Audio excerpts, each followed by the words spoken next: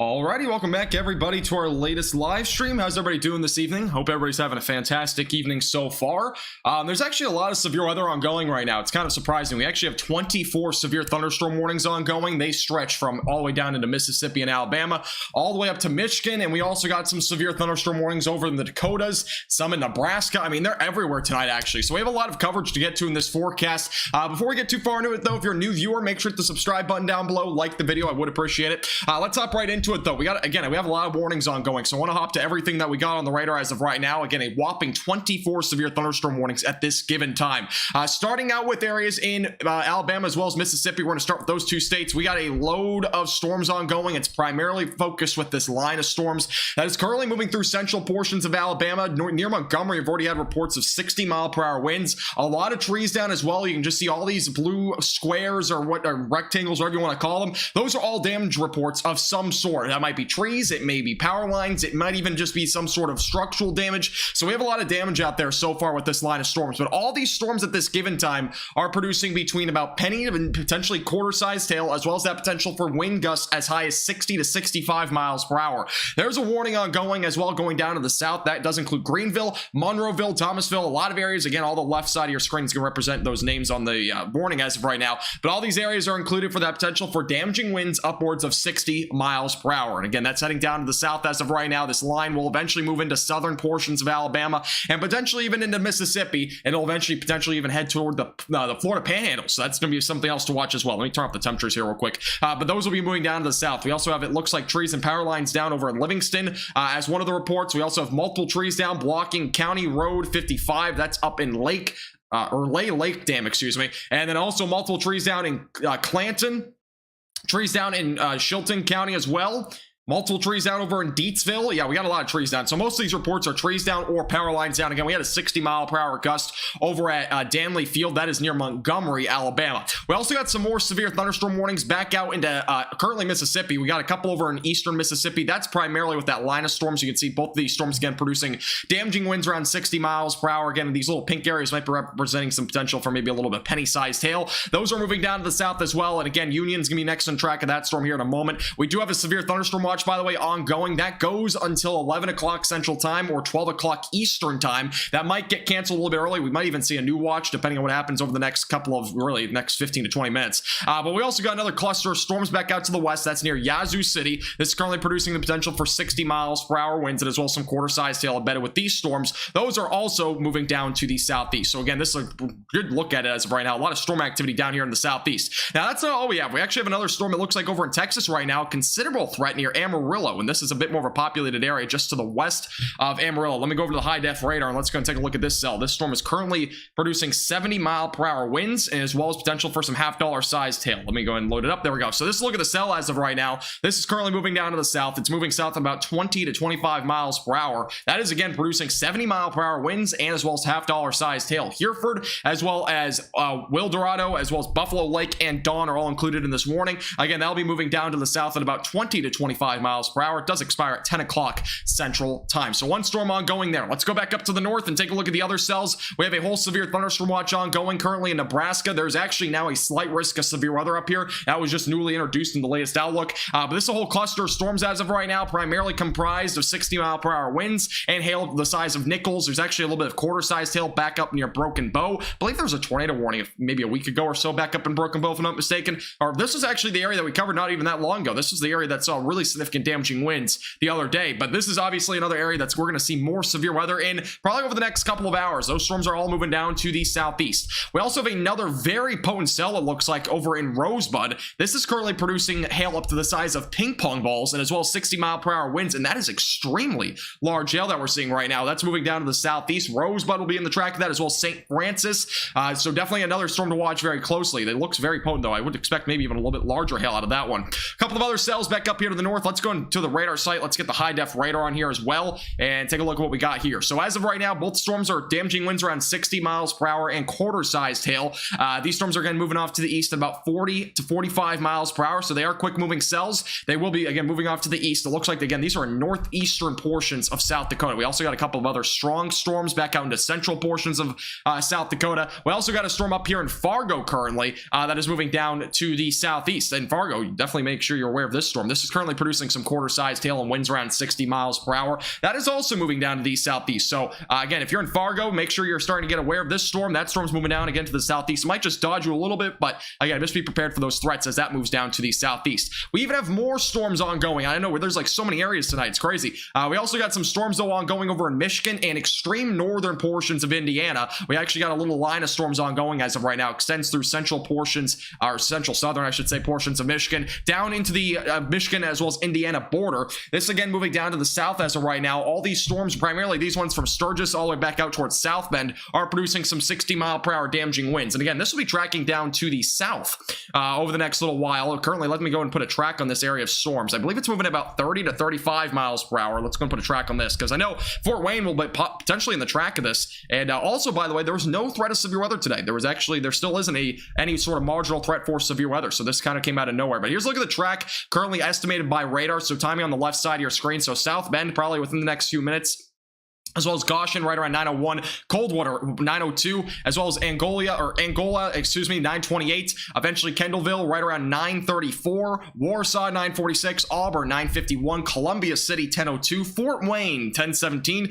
New Haven 1029, and Huntington right around 1039. Again, it's your timing on this area. Storms currently moving through Michigan, and we also had a 46 mile per hour gust over in Fishers Lake. So that's the latest we've had there. Also have some more damage reports, it looks like, up near Benton Heights or Harbor. We have a 49 mile per hour wind report, 50 miles per hour, 38. And we also have numerous reports of trees down and power lines down in Benton Harbor and surrounding areas. And at least some trees onto homes, actually, and at least one onto a vehicle. Again, that's over in Benton Harbor from about 7:20 Central Time. So that was about just over an hour and a half ago that we had those reports there. So again, these are damaging storms that we have ongoing as of right now, and they will likely continue. Now, the severe weather over New England has pretty much transpired. We're pretty much done with that. We also have some rain ongoing. It looks like over here, we actually have a flash flood warning over in Oklahoma right now. It looks like it's been raining there for a while. I saw this earlier, and there's definitely a lot of rain still ongoing in eastern Oklahoma, which again is extremely beneficial. Also, a 70 mile per hour damaging wind report was reported over in Tulsa about an hour ago from a storm. So we also had that. So there's again a lot of severe weather that we have ongoing tonight. It is all very widely spaced apart from each other. Obviously, this is just a wide look at as of right now.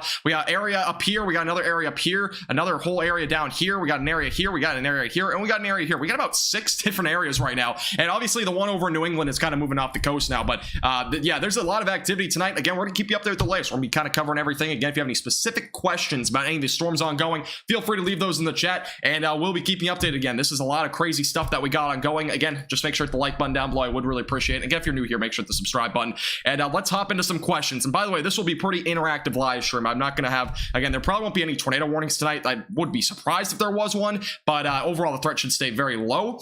A lot of damaging winds though are expected tonight. All right, Shane, how you doing? Welcome, as well as Danielle, or Daniel, if I'm saying them right. I don't know how to say your name. Apologize, but welcome. Hope you're doing well. Hey, Shelly, welcome back. Moxie, hope you're doing well as well. Hey, bro, how you doing? Devin, welcome back. From Niagara Falls, nice. And guess what? I just learned that last stream. Niagara Falls is in the United States. I thought it was in Canada for some reason. Hey, Doc, how you doing? Welcome back. Yeah, we have a lot of weather ongoing right now. It's been a very active night to say the least, and it's gonna continue. Let me go over to the Amarillo storm real quick. We obviously got a lot of warnings up here. I'm kind of curious what's going on here. Let me put a track on this as well. But this storm has been producing pretty significant threats. 70 mile per hour winds, $half sized hail. This has been a very potent storm so far. Again, moving down to the south. Let's go over to this. Let's put a track on. Let's get an idea of where it's heading as of right now. Again, this has been a very potent storm. Had a couple of other severe thunderstorm warnings in Texas earlier. This is just one of them now. Don't have a whole lot remaining. I'm going to put it at about 30 miles per hour. I do think it's moving a little bit faster. Canyon is forecasted for about 901. Hereford right around 929, as well as Dimmitt right around 1003. Hart 1026. Edmondson right around at 1041. And Spring Lake 1048. So that's the reference I got on that storm right now, just to the west-southwest of Amarillo. A lot of lightning, by the way, with that cell as well. Welcome back, Random. How you doing? As well as David, hope you're doing well. Welcome back, Melanie. How you doing today? Pac-Man. Yes, lovely. I'm live again. Yes, I sometimes do this. There's actually a lot of severe weather. So again, I went live because there's a lot of warning ongoing. We currently have, let's take a look. I think it's still 24 warnings, if I'm not mistaken. Yeah, we're still at 24 severe thunderstorm warnings. We got a lot still ongoing. And again, this is just one of the 24, and this is again producing pretty significant threats right now over in just southwest of Amarillo. So definitely a pretty strong storm here. Thank you, Peter, by the way, for subscribing. I do appreciate it. Welcome.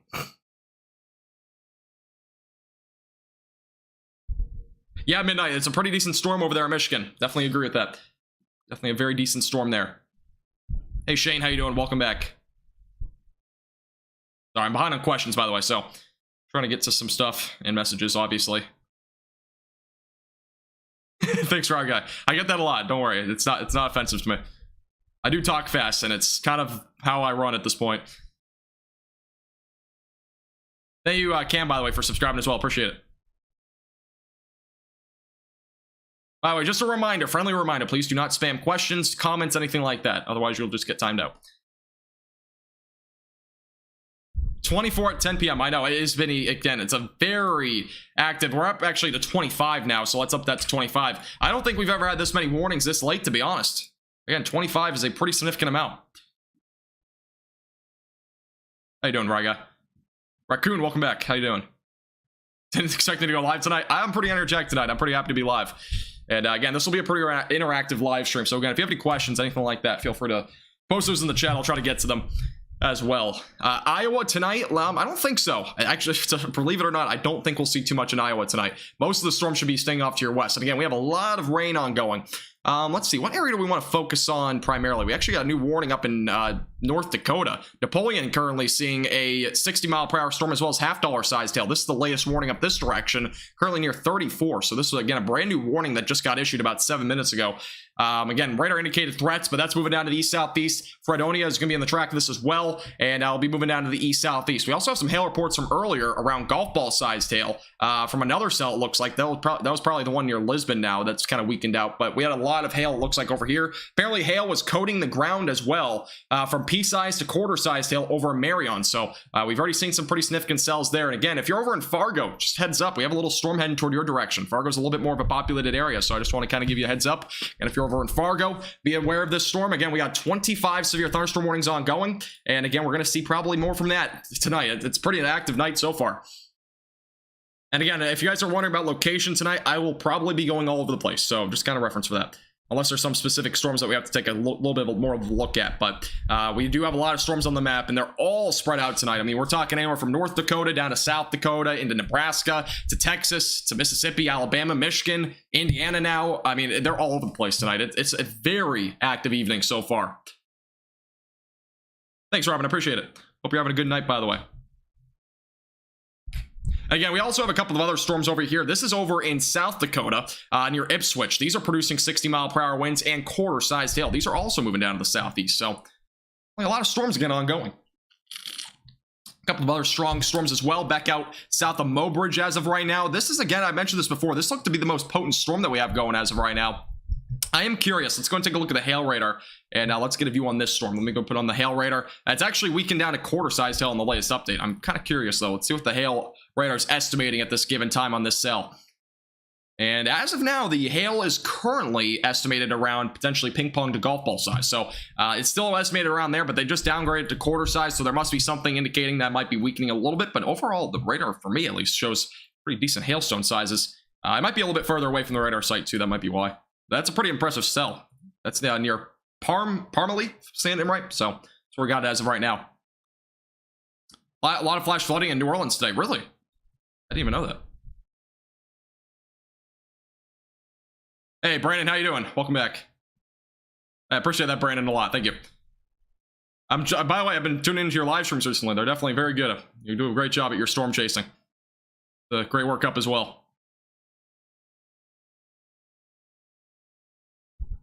Is there rotation in Michigan? I don't think so. I mean, we have a lot of severe weather ongoing, but I don't think there's going to be much of a tornado threat tonight. Here's a look at the storms out this direction. I'll put it back on the high-def radar.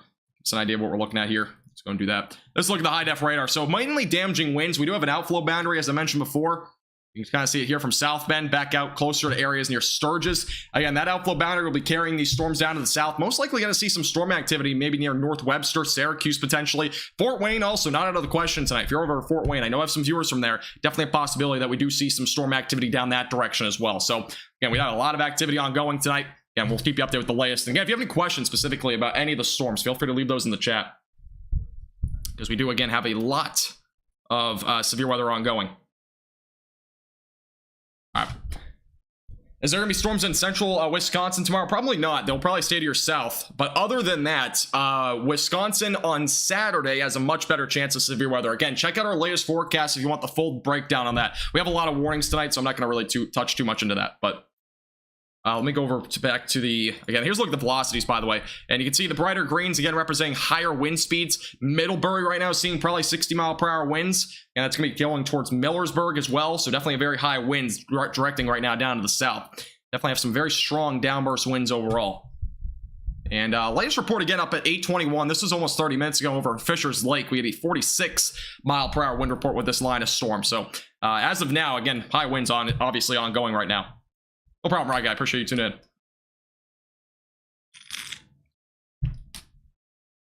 By the way, I will have a full breakdown on Saturday's severe weather outbreak potential tomorrow. Again, full forecast on that's coming out tomorrow. So stay tuned for that. We'll keep you updated with that. Because it is going to be a pretty big breakdown on that whole severe weather outbreak that we're potentially going to see.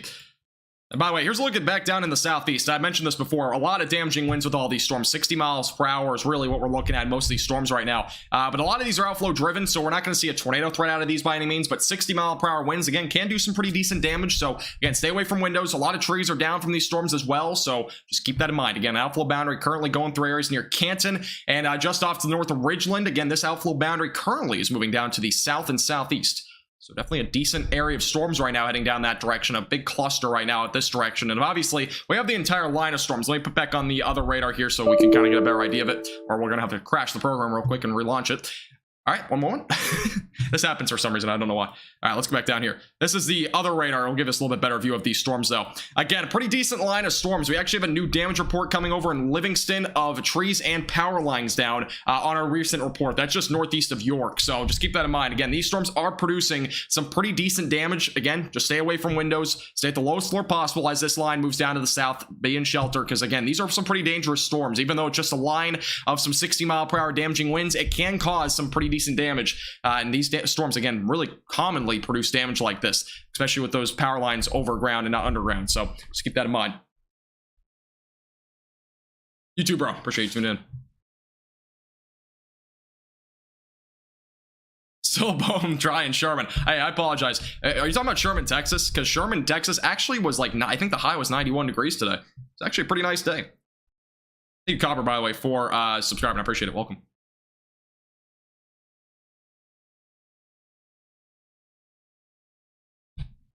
Yeah, that's what we got going in Alabama as of right now. Again, this line's currently pushing down to the south. We have a lot of damage reports, as I mentioned before, coming in. Again, this line's moving down to the south. Let me put a track on this area of storms as well. Give you an idea of what we're looking at here in terms of timing. Let me go and turn that off real quick. And let's do this. Okay, so let's go and take a look at the timing on this line of storms. Again, a lot of areas in the track of this. It will be going towards the coastline as well. I'll go ahead and put about 30, I'll put about 36 miles per hour on it, so you got plenty of time to prepare. But timing's on the left side of your screen. Again, all the time is in central time. So if you're in Eastern time in this area, just translate it by adding an hour on. So Greenville right around 9:08, Troy 9:09, Meridian, 9:14, Thomasville 9:19, Monroeville 9:53, Enterprise 10:07, Jackson 10:09, as well as Opp 10:10, Waynesboro 10:20, Bruton right around 10:38, and Atmore right around 10:55. And again, it will likely approach areas like Mobile, Alabama, and potentially like Crestview and Pensacola probably just after 11:30, maybe even closer to midnight tonight, depending on how fast these storms do go. As of right now, it's estimated around 30 to 35. Let me take a look at the other storms. I'm curious. I think they might be going around that speed, but most of them are currently estimating about 35 to 40. So again, just kind of give yourself plenty of time though to prepare for this. Again, this line will be moving pretty quickly down to the south, and again, a lot of damage coming out of these. I would expect the overall severity of these storms to kind of hinder a little bit. I think it's going to weaken a little bit as it gets closer to the coastline. Again, daylight heating's kind of ended. Outflow boundary is still going through areas with a lot of instability, but we should start to see most of the storm activity probably weaken a little bit as it moves down to the south. So overall, I do think we'll still see severe weather, but it's going to be a bit more scattered, maybe even a little bit more widely scattered by the time it gets down there to the south. Now, let's go back over to the Amarillo storm real quick. See if we have any new updates on this one. Again, this is our worst severe storm as of right now, producing 70-mile-per-hour winds and some half-dollar size hail. Let's go back over to the high-def radar. Let's take a look at what we got going here on this cell. And again, this is just to the west-southwest of Amarillo by about 15 miles. It's producing a lot of lightning, by the way. So again, just make sure you're staying, again, away from windows. And don't be outside, obviously. A lot of lightning. Even if you're in Amarillo, I recommend that you stay indoors, especially with all the lightning we got going with the storm. But as of right now, half-dollar sized hail, 60-mile-per-hour winds. Let's go back over to the hail radar and let's take a look at that. Let's see what we got going here with this cell in terms of hail. And the latest radar updates are currently showing, in terms of the hailstone size, it's right around quarter to potentially maybe slightly higher than that. I've seen about 1.1 inches in the peak of it, but a lot of quarter-sized hail looks like along this nickel to maybe quarter size. That's what we're looking at, again, just west-southwest of Amarillo. But damaging winds, let's go and take a look at the velocities on this as well. Curious to see. And the highest wind speeds as of right now, again, the brighter reds representing your higher wind speeds, are currently centered here. That's near Highway 385, just east of there. That's where we have our highest downburst winds. And again, that's moving down to the south as of right now. Here's a look at the radar, as I mentioned before. So a little hail core. It's not anything too impressive, but again, can't rule out maybe a little bit of quarter to $half sized hail. Storms again moving down to the south at about 25 miles per hour. Hereford will be in the track of it, a bit more of a populated region there. Dim it a little bit later on if the storm is able to really survive at this point, but we'll have to wait and see what happens there. And again, here's our whole cluster of storms ongoing over in portions of Nebraska. And as I mentioned before, these storms were this was an area that we saw a pretty hefty hit to this area near Broken Bow, for example, and Lope City. These areas saw a lot of severe weather. We saw as high as 90-mile-per-hour winds not too long ago, not today, but a few days ago. We were covering an event, and this was having a very significant day in terms of damaging winds and large hail, and even a couple. I can't remember if there was any confirmation of tornadoes, but we had a couple tornado warnings that night. And as of now, again, not nearly as the same situation, but we're still looking at 60-mile-per-hour winds across the board, and again, some quarter to maybe $half-sized hail with some of these storms. And again, this is actually an area that got added to a slight risk of severe weather. Let me go back over to that. Here's a look at the outlook for today. Slight risk of severe weather actually got added to this area tonight. So this was a newly upgraded area into a slight risk. Overall, the threat of severe weather will likely not enter into Kansas too much, but that's kind of what we're looking at as of right now. By the way, there's no threat of severe weather according to the Storm Prediction Center over in Michigan and Indiana, but we could definitely still see some damaging windstorms. And let me go back over to this region, because we do have a severe thunderstorm warning still ongoing. Again, we had a 46-mile-per-hour wind report. We don't have anything new with this area, but we do, again, have 60-mile-per-hour winds possible as this moves down to the south. And my program really just crashed again. What is going on here? Hey, Runway, how you doing? Welcome back. Hope you're doing well. Let me go back over here. We actually have warnings down in Arizona, too. We got a lot of warnings. How many warnings are we at? We're actually down to 21. I want to update that real quick. Not sure why I've crashed twice, but... Georgia's not going to see much tonight. If anything, it's just going to be strong storms, gusty winds, maybe up to 45 miles per hour. Welcome back, James. How you doing? Welcome. By the way, welcome back, Virginia. Hope you're doing well.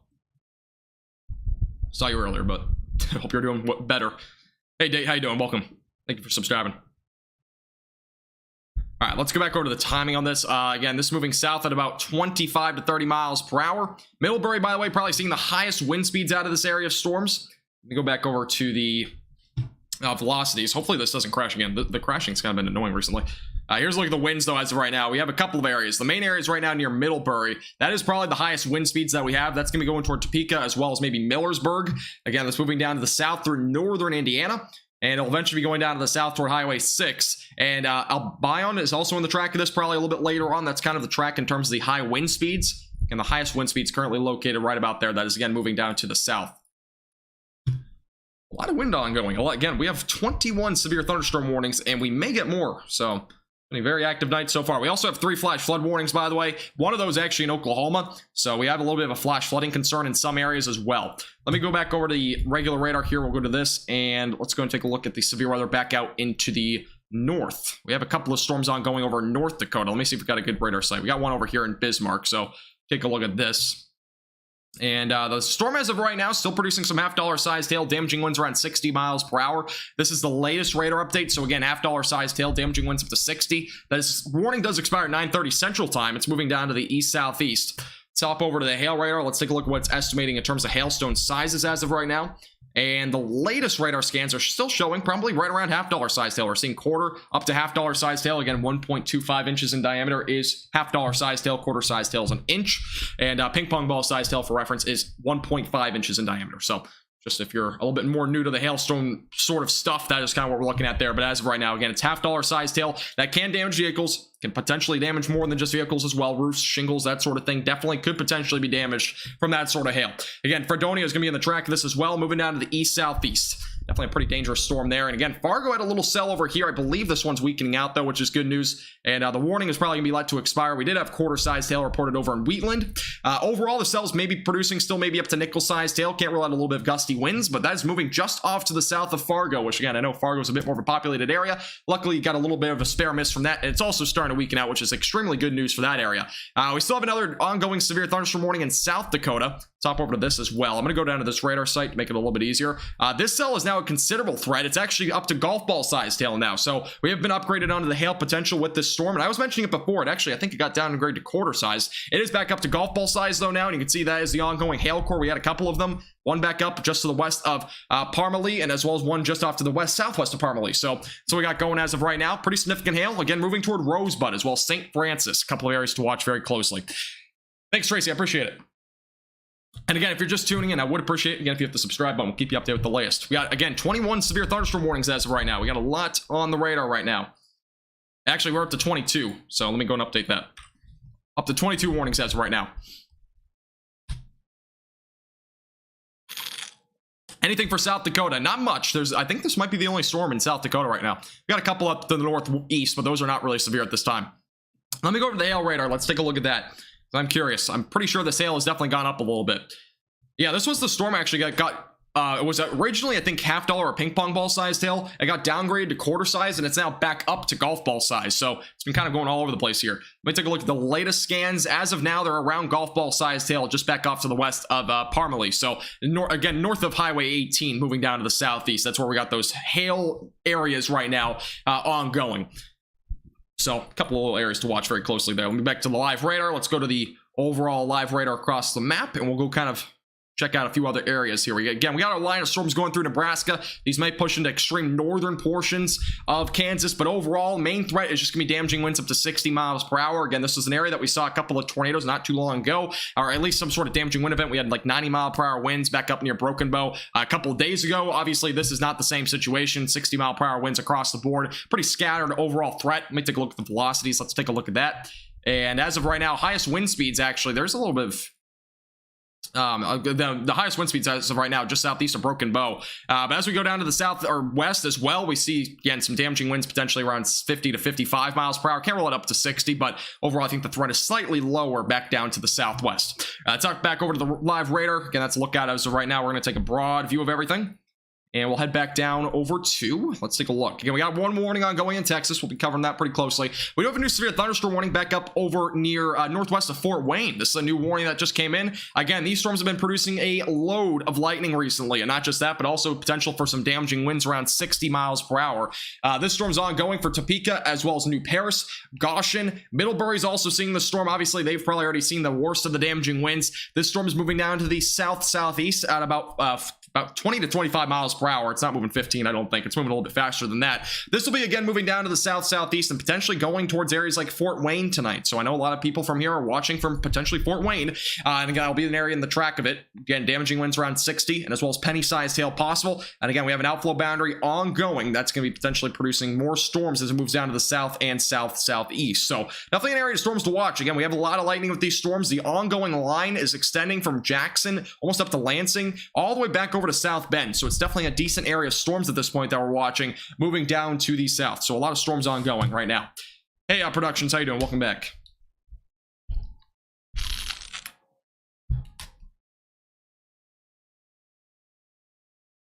Anything on Florida? Are you talking about like today? I don't think we're going to see a whole lot in Florida today. It's usually your typical summertime storms. No sort of tropical storms or hurricanes, though, coming your direction right now, which is good news.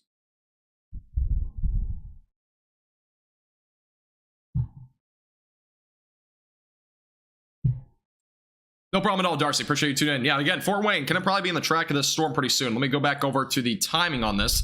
Give you a little bit of an idea of when this could arrive to your location. Go and put that timing on here for you. You're going to chase an Iowa on Saturday. Nice. Oops, I did not mean to do that. Going to do that again.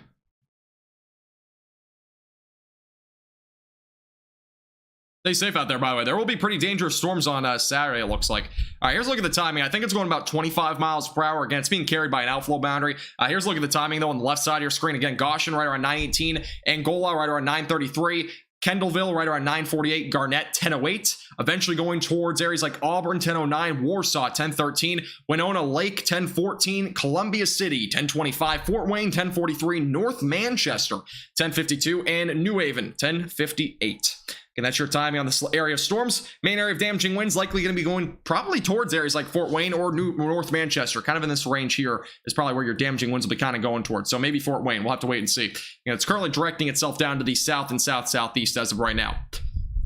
And again, if you're up in Michigan as of right now, the only storms that are severe are currently in extreme southern Michigan. Those are already crossing into Indiana. Overall, though, if you're anywhere else in Michigan, you're mainly just looking at ordinary thunderstorms. There might be a couple of little storms with maybe a little bit of gusty winds, but nothing beyond that at this given time.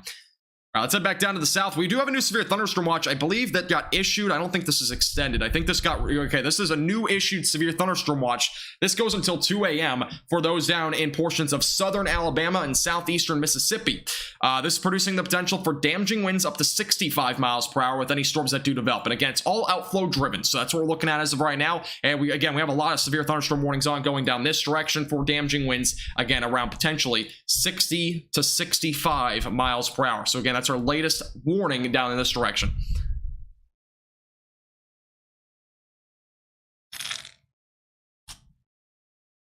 All right, let's go over to the warning real quick. So, again, this is ongoing. It was issued about almost an hour ago. This warning's been ongoing for a while. The line of storms is not moving overly fast, but again, damaging winds is the main concern along that outflow boundary. It's not able to be seen on radar since we don't have any radar sites close to the outflow boundary, but again, the outflow boundary is what's producing those damaging winds. It's likely going to be somewhere, I would assume, kind of in there maybe. It's going to be kind of just out in front of those storms that are moving down to the south. But again, that outflow boundary is likely producing the damaging wind threat, and again, this is an observed threat. This is not just a radar indicated threat. We've had observations of this. Again, we've had a lot of damage so far up near Montgomery, Alabama. Again, we've had power lines down already over in Livingston. So power outages are obviously ongoing as of right now as well down to the south. We also have another area of storms up here near Union. Again, this is producing some 60-mile-per-hour winds and a little bit of penny-sized hail. That's moving down to the south. And this is another cell. Again, this area of storms looks like a few more warnings, or not a whole lot of warnings ongoing over here near Yazoo City anymore. There was a little bit more before. Let me go to the little bit different radar here just so you have a better idea. But this is a look at the storms as of right now. Again, we got a few over in central and western portions of Mississippi. We also got several, as I mentioned before, through western and central portions of Alabama. We also actually got a new warning up here near Hamilton and Winfield. This is producing damaging winds around 16 and Wells quarter-sized hail. So that's actually a new warning that just got issued. That is currently moving to the southeast extremely slowly. This also, again, any storms that develop like this could pose a flash flooding threat. We did have almost 7 inches of rain, by the way, last night over in Knoxville from a flash flooding event. That was from like several storms developing and overlapping on each other over a 3 to 4 hour span. So there was actually a lot of flooding from those as well. So we've seen that as well. Thank you, Cyborg, as well as Mix and Dan, by the way, for subscribing. I appreciate it, guys. Welcome. I've seen Hartford, Michigan so many times in the chat. Again, anywhere in Michigan, unless you're in extreme southern Michigan, severe weather is not expected for you. It's only the storms that are moving into extreme northern Indiana. So we're looking at over that direction.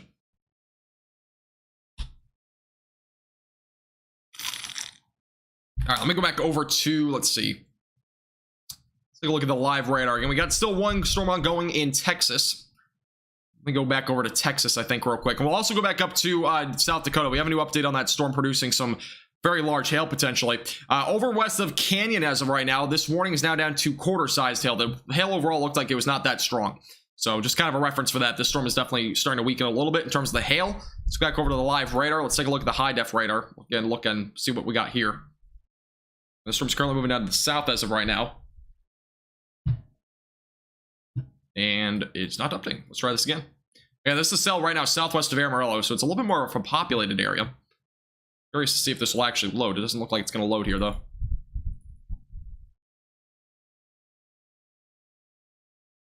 Okay, well, I guess we're not going to be able to look at the radar for right now.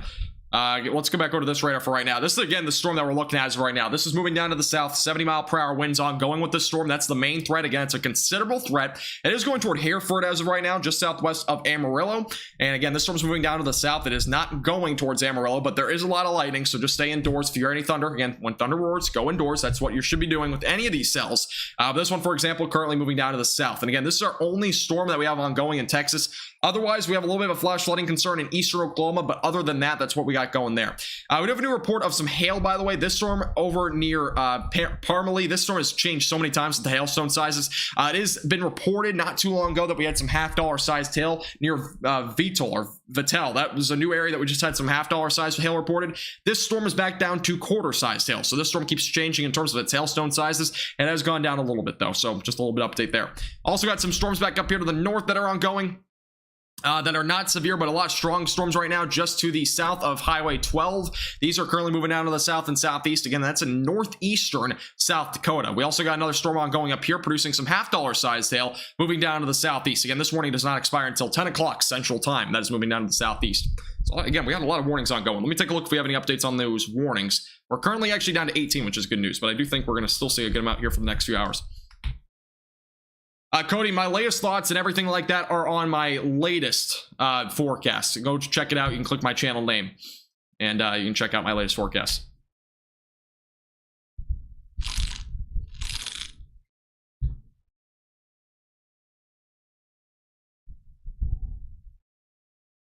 And this is a look at the store, by the way. This is definitely a pretty decent hail core here, just west of Culm and near Fredonia. So this is definitely a decent hail core that we got going right now, just off to the west of there. This is near 13. It's about to move down to the east southeast. Definitely a decent storm here. Let me go back over to the velocities. Let's take a look. Again, as of right now, the wind speed's not very high with this storm. We're still looking at mainly $half sized hail. Winds are not that high, though. You see a lot of these dull reds, really just dark reds. That's representing pretty weak wind speeds overall. I wouldn't expect anything beyond maybe 40-mile-per-hour wind gusts with this. It looks to be pretty weak in terms of winds, but we're definitely looking at some hail. I mean, those blacks are really representing pretty high terms of hail. So we definitely could be looking at $half, maybe up to ping pong ball sized hail with this cell as it moves down to the southeast. Here's a look at the hail radar. Let's take a look at what's estimating as of right now. The latest updates are showing probably right around $half sized hail, maybe up to ping pong ball. So again, that's just to the west of Fredonia and near Lure as well. Let's move down to the southeast as well. Let me go back over here, and let's go back over to the live radar. Get off the hail radar. Yeah, if you have any questions, by the way, on any of the severe weather ongoing, feel free to leave those in the chat. I'll try to get to them. We have the chat's moving pretty quick though. Thanks, Crystal. I appreciate that. Hey, George, no, as of right now, no tornado warnings. How's Texas looking tonight? Primarily just rain, unless you're over near Amarillo. We have that one severe storm ongoing. Again, that's producing 70-mile-per-hour winds. Overall, though, the threat should stay pretty low with any severe weather over that direction. Very low, actually. It should remain very, very isolated. I think that will be probably the only severe storm that we see for the rest of the evening. We also have another strong storm up here near Valley City. That might be producing a little bit of pea-sized hail. We've had a lot of hail reports coming in. This cell south of Fargo is weakening out for sure. Let's go back over here to near Fort Wayne. I'm curious if we have any airports around here. I'm going to try to see if we have any airports to get any wind speeds on this. If we have any METAR data coming in. Let's look at the METAR data. Let's go and take a look at this. So the latest reports, nothing too crazy. At 8:55 over in Sturgis, we had a 21-mile-per-hour wind gust. But I believe that was before or during the storms we're moving through. The outflow boundary is probably producing the main threat of damaging winds with this area through Indiana. By the way, thank you, Cody, as well as Vicky and Kent for subscribing, guys. I do appreciate it. Welcome. Thank you all for subscribing. Again, if you haven't already hit the subscribe button, I would appreciate it. We are just under 400 subscribers away from 12,000, so I would appreciate the subscribe button. Appreciate everybody tuning in as always as well. And again, if you haven't hit the like button, we're 9 likes away from 200. Let me try to get some questions. Again, if you have questions, I'll try to answer them from here. I've been obviously talking a lot. We got a lot of severe weather ongoing, as I mentioned before. So a lot of things to be watching very closely for tonight. And again, we have a lot of warnings ongoing all across the United States. Several different areas. We are down to one warning, by the way, over in Nebraska, which is very good news. So we're down to 17 warnings, and most of them are actually pretty much in Nebraska at this point. We have one warning still ongoing for Lexington, 70 or 60-mile-per-hour winds as possible there. All right, let's go back up here to the $half-sized hailstorm. We'll be watching this a little bit closely. This is near Fredonia. That's moving down to the southeast. Definitely a pretty decent storm there. Hey, Monty, how you doing? Welcome back. How are you doing today? Thanks, Midnight. I appreciate it.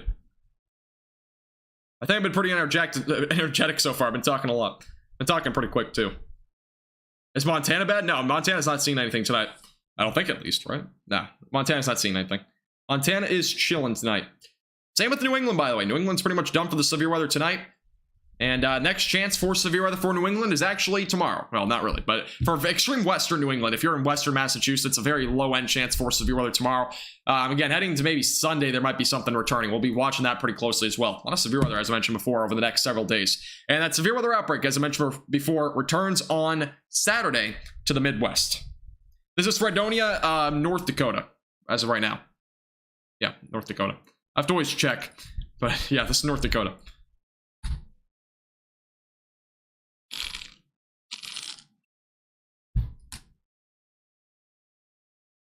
And these storms are currently moving down to the southeast. Again, this one's moving down to the southeast. We go over to somebody was asking about Indiana. Here's a look at the storms over in Indiana so right now. Again, it's outflow driven. We got one storm ongoing, and we really have a line, but the main storm that's producing 60-mile-per-hour winds is right now near Topeka as of right now. Let me go back over to the velocities. And the warning's been condensed a little bit. No longer includes Goshen or Goshen and New Paris. Those areas no longer included. The winds as of right now are primarily going through areas down here near Cromwell. Again, moving down to the south and southeast. Our latest update there. Definitely a pretty impressive storm moving down to the southeast right now. Chicago's not going to see anything tonight, or at least anything severe. Tomorrow, there is a low chance, I believe, for severe weather, if I'm not mistaken. Pretty low chance. Yeah, there's a low chance tomorrow. Main threat tomorrow will be damaging winds. Thanks, Tamara. I appreciate it. This is not Mississippi or Louisiana, but we are going to be covering those storms as well. We've been covering basically all of them so far. Just check New England real quick. I'm going to look at my phone.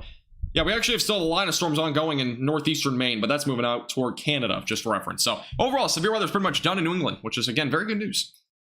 And there was a lot of severe weather up there, and we were covering that in our stream earlier. So again, this is our second stream now today. Probably be doing this for a while too. Let me go over to the little bit different radar here. Let's look at the radar. Again, we got a whole line of storms going through Alabama and Mississippi. Again, these moving down to the south and southwest. These are, again, producing damaging winds around 60 miles per hour along this line of storms. And again, they'll be moving down to the south, producing that potential, again, for maybe some damaging winds around 60 miles per hour. Or Mac Moxie. Nope, not really. Sorry to hear that, Karen. Sorry to hear that. Pennsylvania is not going to see anything tonight in terms of severe weather. Again, please do not spam. Otherwise, you're just going to get timed out. Hey, Patty, how you doing? Welcome. Hope you're doing well. Thank you, Chris, Cook, Robert, Daniel, David, Hendrick, for all subscribing. I appreciate it, guys. Welcome. Any threat for Michigan on Saturday or Sunday will likely be damaging winds. Any rotation on the Nebraska storm? No, I think most of those storms are just wind. Let me go over to real quick. I know a lot of you guys are talking about, this upcoming weekend. There's going to be a big event, as I mentioned before. Here's a look at the day 3 outlook. Again, this is the ongoing potential for severe weather on Saturday. Again, an enhanced risk of severe weather does exist, really in the basically western central portion of Wisconsin, as well as in the extreme northeastern Iowa, southeastern Minnesota. A slight risk is outside of that. Again, all modes of severe weather will be possible on Saturday. So this is a day that we have to watch very closely. Otherwise, the marginal threat is not overly concerning. There might be some damaging winds, maybe a little bit of large hail. Can't rule out a brief tornado in one of those spots, but the main threat that we're looking at as of right now is currently going to be out closer to areas like central and western Wisconsin, and the slight risk, again, just outside of that is basically for all those threats of severe weather as well. Still a lot to watch on Saturday. Again, if you want more information, as I mentioned before, on this forecast, I'm going to post the link in the chat real quick. You can watch my latest forecast. It has more details on it, a little bit more of a timing guide as well to give you ideas on it. But again, big day probably going to be coming up on Saturday. Definitely a day to watch for sure. I know a lot of people will be out there storm chasing as well. Just stay safe if you're going storm chasing. It'll be definitely a crazy day overall. I do expect a good amount of damaging winds, but if not, we might even see a few tornadoes as well. Again, we'll have both of those threats being possible. Susan, they're all across the board. They are anywhere from, again, north to South Dakota, all the way down to Nebraska, Texas. We got some over in Indiana, Michigan, as well as down into the southeast in Mississippi, as well as Alabama. Shane, anything in western Minnesota is currently ongoing. It's just strong storms as of now. Again, this is the cell over near Fredonia. This is in basically, I think, the south North Dakota right now. This storm overall, though, is producing that potential for some, again, mainly just $half-dollar sized hail. It's been an impressive hailstorm so far, though. Again, it's moving down to the east southeast. I'll put a timing guide on this as well, give you an idea of where it's heading. It's just moving pretty quick. A lot of these storms that have developed out this direction, for the most part, have not lived for much more than maybe an hour or two. But here's a look at the timing, just in case it makes it pretty far. So basically, Colm right around 9:30, Edgeley right around 9:43, as well as Fullerton 10:08, Ellendale 10:11. Oaks or Okies is going to be 10:31. Ladan or Ladan, I'm not going to be saying the name right either. 10:34 for your location though. Hecla 10:40. Britain 11:08, as well as Havana right around 11:08 as well. Havana, Wunana. That area's also going to be hit then pretty soon. There's a lot of warnings. Yes, I know. That's why I'm live. There's been a lot of warnings out there. In addition to the warnings, we also have we have 3 flash flood warnings. That is not included in the warning count, by the way. Warning count only includes severe thunderstorm warnings. Idaho, no, Idaho's not seeing anything tonight. Amazing lightning in Nebraska. Yeah, there's a lot of lightning out there. Let me take a look at how much lightning we actually got right now. I'm kind of curious.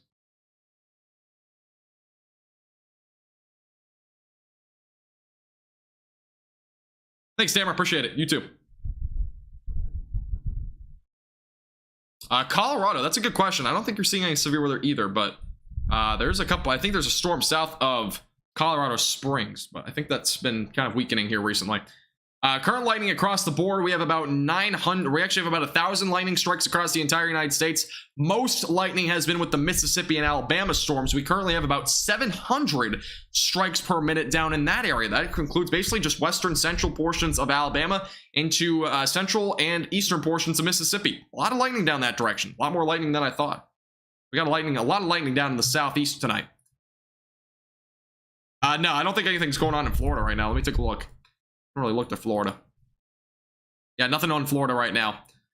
Primarily, the main area store, unless you're in the panhandle of Florida, it's a bit different. So if you're in the panhandle of Florida, there will be a possibility for some severe weather, and that's associated with this line of storms moving down to the south as of right now. Again, that's going to be going towards areas like Atmore, as well as Crestview and Jackson, basically within the next several minutes. Again, these are producing 60-mile-per-hour winds. That is quickly moving down to the south. Definitely some decent storms here. Also near Jackson, Mississippi, producing a pretty decent storm there, quarter-sized tail, 60-mile-per-hour winds. That's moving down toward Jackson, which is a bit more populated as well. We also have more damage reports now actually just coming in. We have one over in Sumter County, Alabama, of multiple trees down and power lines down. They were blown down in northern Sumter County. We also had trees and power lines that were blown down into several yards near Highway 39. So we have a couple of reports coming in of their having some damage up that direction. Those just came in, by the way. I know they're from about an hour ago, but they just literally came in to us. So that's, again, new reports that were coming in there. We still got a couple of severe thunderstorm warnings in western Mississippi. Those are also producing quarter to half-dollar sized hail and 60-mile-per-hour winds. And again, this entire line is still producing damaging winds around 60 to 65 miles per hour as it moves down to the south and south-southwest. Again, those in the Florida Panhandle, just be on alert for this tonight. If you're west of Tallahassee, that is where we're looking. Really anywhere from Panama City and back out to the north and west. I'm not expecting anything really beyond east of 231 tonight. In terms of severe weather, at least. You might see a little bit of rain, but nothing too crazy. Little Rock, now I don't think Little Rock will see much. You might see something overnight, but I think the overall threat is very low. I think there's a lot of sinking air across most of these areas over into the southern plains, I should say, even including Little Rock. There's a lot of sinking air out that direction, which is very good news overall. We've dropped dramatically, by the way. We're down to 11 severe thunderstorm warnings, but we might get a few more issued. Again, the 9:30 hour just hit, or 9:30 Central Time just hit, so we might get some new warnings here in a moment. Something's always happening in Florida. Grady, you've never been so right. That's so true. There's always something happening in Florida. In terms of weather, I mean, we always see something. Always something ongoing. The cell near Amarillo, by the way, is still a little bit severe. I would expect, though, it's weakening a little bit. A lot of rain, but that's moving down to the south. Again, maybe a little bit of damaging winds around 60, possibly still going with that storm. We'll keep you updated with all the storms as they move across these areas as well. No zero, there's none, but there's been a lot of severe. We started this live stream with 25 severe thunderstorm warnings, so there has been a lot of severe thunderstorm warnings so far tonight. Hey, Sarah, how you doing? Welcome. By the way, if you're just tuning in for the first time and you want to help support this page, just hit the subscribe button down below. Again, we have live streams like this all the time. I would appreciate it. And we'll keep you updated with the latest on that. And again, make sure to hit the like button as well down below. We're 16 likes from 250. Thank you, Steven, as well as Rod, Matt, Bob, Steven, Orbit, Renee or Rennie, as well as Carter for all subscribing. I appreciate it, guys. Welcome. George is not going to see any severe weather tonight. Anthony, we're not looking at any severe weather out that direction. Severe weather will all be staying off to your west. It's basically this entire line of storms. We do have a new warning that just came in for those over in Meridian and Quitman. This came in 16 minutes ago, but I didn't see it until now. But this is ongoing for 60-mile-per-hour winds. Again, that's also associated with this line of storms that we have moving down to the south. A lot of wind as of right now. Again, observed threats. These are not radar indicated. They have been observed. We definitely have some damaging winds ongoing with this line of storms. Hey, Susan, how you doing? I don't think we've had any funnel clouds spotted today. I'm kind of curious. Do we have any tornadoes confirmed today or anything like that? Anybody know? I know we had a few tornado warnings up in New England today. I was covering, I think we were live for 3 of them. We do have a new severe thunderstorm warning, by the way. That does include areas near Bruton, as well as Evergreen, Camden, Frisco City, Peterman, East Bruton, as well as, isn't this somebody's name in chat? I don't know how to pronounce that. Georgiana, is that how it is? And as well as Mackenzie, River Falls, Castleberry, as well as Excel, Red Level, Beatrice, Repton, Yellow Bluff, Pineapple, and Riverview, all included in the new warning. But yeah, we didn't have any tornadoes confirmed today. That's what I know. We've had some damage reports, obviously. Double check here. Does anybody know of any funnel clouds or anything like that today? Okay, thanks, Reader. Appreciate it. I didn't notice Reader was here. Yeah, so we haven't had no confirmation. Again, we had 3 tornado warnings earlier up in New England, but obviously none of them were confirmed. And again, we actually had a confirmed tornado yesterday. We were live for it. There was one over in Shreve, Ohio. If you missed our Discord message, if you're not on our Discord server, again, you can join in the description below. But we did post that. We did have a confirmed EF1 tornado of sustained winds around 105 miles per hour over in Shreve, Ohio yesterday. We were live for that. I know many storm chasers were live as well. Yes, I know, Runway. That was a crazy storm. Again, that Taco Bell, that was a pretty significant amount of damage. That was crazy. You know, it was just from one sign, by the way. It wasn't really, you know, when you think about it, it wasn't much. It only was just one Wendy sign that just snapped in half, and it fell right on to the Taco Bell up in Gainesville, Texas. I mean, it was crazy. And again, if you haven't seen that, you can check out our YouTube short. We posted it, I think, last night. Yeah, it was pretty crazy.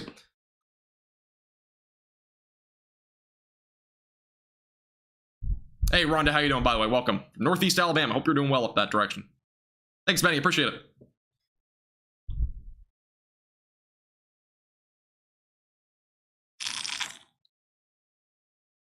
Yeah, none here in Michigan. Yeah, we definitely haven't seen any up that direction. Let me go and take a little bit of a zoom out. Let's go back over to the Amarillo storm. I know this one was producing a little bit of a wind threat. The latest update is still 70-mile-per-hour winds. It is no longer a hail threat at this point. Primarily winds. Again, the overall hail threat was kind of here near Highway 385. That's definitely weakening out a little bit. Let's go back over to the velocities. And as of right now, I'm not seeing a whole lot that really indicates that we have that high of winds, but definitely can't rule it out. Let me see if we have any airports in this area. I don't think we do. Take a look real quick. Again, this is a radar indicated threat in terms of the winds. We actually have an airport down here. At 9:15, we had a 26-mile-per-hour wind gust over near Hereford. So there's an airport there. We'll be monitoring that pretty closely. Again, this storm's warned for 70-mile-per-hour winds, but that area will be probably getting hit pretty soon. That was, again, 20 minutes ago in terms of that wind report, by the way. So just for reference. Thank you, by the way, Roy, for subscribing. I appreciate it. Yeah, Shreve was actually an EF1 tornado. Sustained winds at 105 miles per hour. So Savannah, we'll see. I might go live tomorrow. If I do, though, it'll probably be brief. If there is, I don't know if there'll be much to go live for, though, tomorrow. We have a marginal threat in a couple of areas, but if I go live, it'll be more of just a discussion type live stream more than anything. It won't be too much. I mean, it's going to be probably not this sort of live stream, a bit more interactive overall if I did do something tomorrow. But overall, probably not, but we'll see. You never know. If I don't have anything going on, then I probably will. Let me go back over to the warnings, by the way. We are currently at 12 severe thunderstorm warnings. I'm going to update that number as of right now. No Zombo. Thank you. Let's see. Anything later for Arkansas? Tonight are you talking about, or tomorrow? Because tonight, no. Tonight will be pretty much nothing. There's a lot of sinking air across the southern plains right now. And that's primarily really anywhere in these states right now. There's a little bit of rain still ongoing up here. That's a little bit of an exception, but overall there's a lot of sinking air, especially in DFW. There's been nothing really today because of the sinking air. So overall that threat's going to remain pretty low for any storm development. By the way, this storm up here in North Dakota has been pretty impressive. As I kind of mentioned before, this storm's been producing some pretty decent hail so far. It is moving down to the southeast. And Monango, if I'm saying that right. That's the area that this storm will be likely going towards. It looks like we got a little bit of an outflow boundary as well, kind of going down here to the south. Ellendale Byway will be in the track a little bit. This storm has really remained its composure so far throughout its warning cycle as well as beforehand. It was definitely a pretty potent storm so far. Again, $half size hail possible here. Moving down to the southeast, as I mentioned before.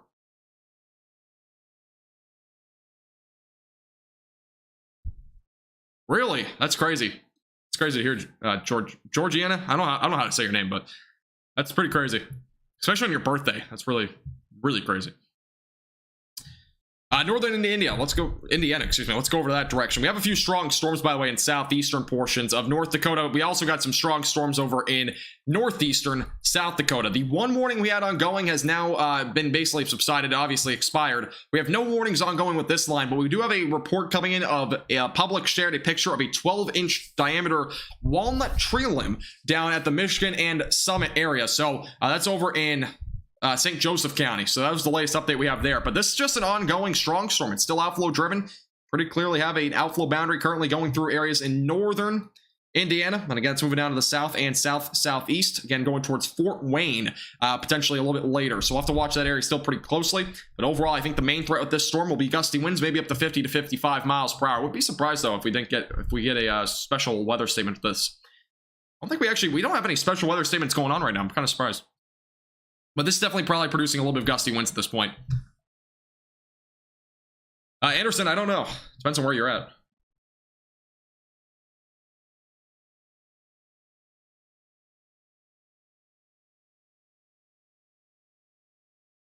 All right, let me go back over here. Let's take a look. Again, we have a storm ongoing near Jackson as well up in Michigan. Let's go back down here to the south. I'm going to go put on the regular radar again, just to kind of give us an idea of what we got going. Still got a warning. We haven't gotten... Oh, again, we'll go back over to the Texas storm here pretty soon and take a look at what we got there.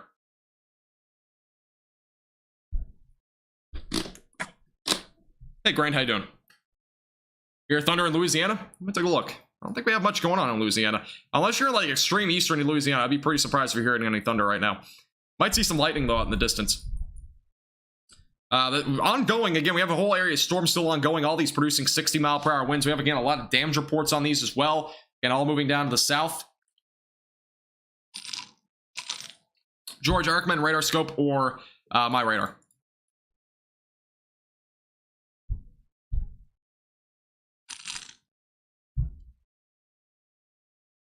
Sorry to hear that, Moxie. I don't know what that is, but sorry to hear.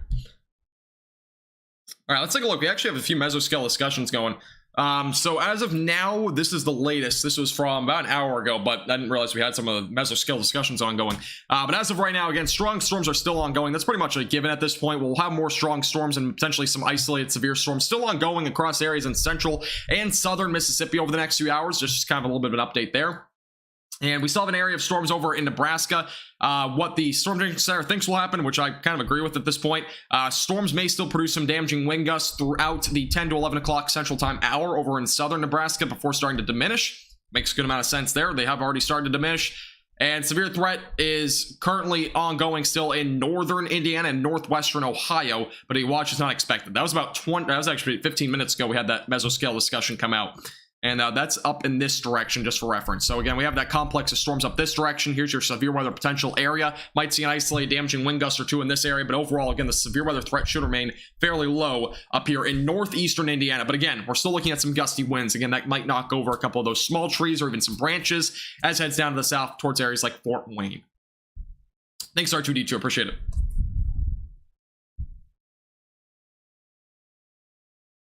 Thanks, Pat. I appreciate it. I love the circle drinks. They're so good. They're addicting. They're really good though. I drink a lot of water on stream. If you've never been here before, I drink probably about 3 to 4 water bottles every stream, and that's 22 ounces each. Which my live streams on average probably last about 3 to 4 hours.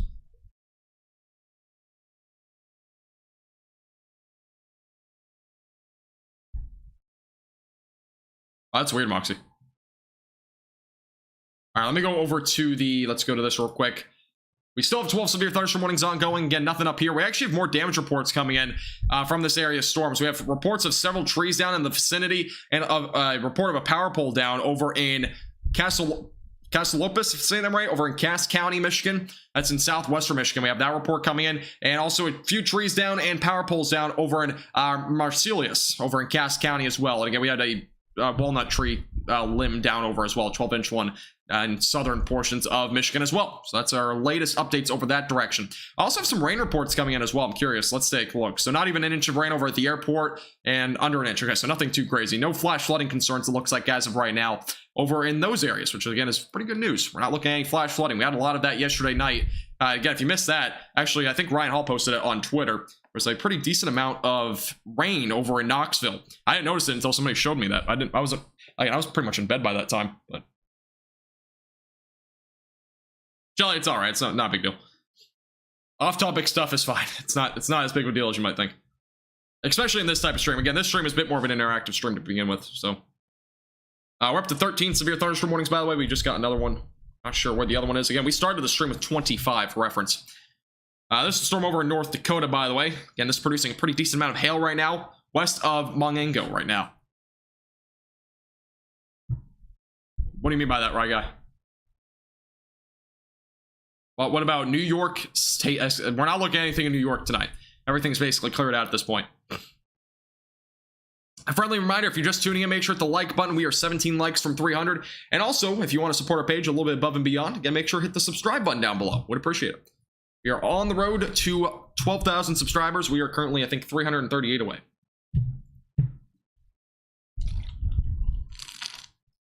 Sorry to hear that, Graham. No problem, Keisha. Andover, Kansas. Anywhere in Kansas tonight, main threat, maybe just a little bit of rain. I don't expect much severe weather or even strong storms down that direction.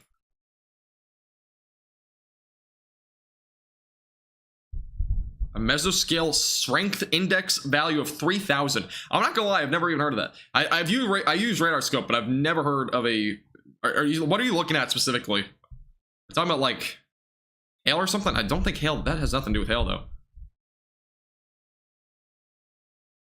No problem, Pink. Appreciate you tuning in. Let me go back over to the watches real quick. Let's take a look. Again, the severe thunderstorm watch in Nebraska expires, and let's take a look real quick. Go back down here to the south. So the watch down here in Nebraska, we still got some, actually, we got more reports coming in of damage. Let me go take a look at those as well. This watch goes until 11 o'clock Central. This may be allowed to maybe be canceled earlier, or it might still go. It has another hour and 15 minutes on it.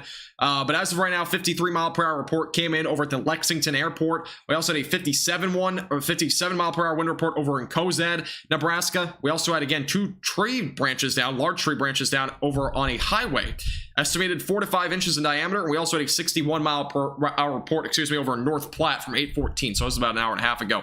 This is, again, the line of storms moving through Nebraska. Some of that's entering into extreme northern portions of Kansas, but none of that's expected to be severe over in that direction.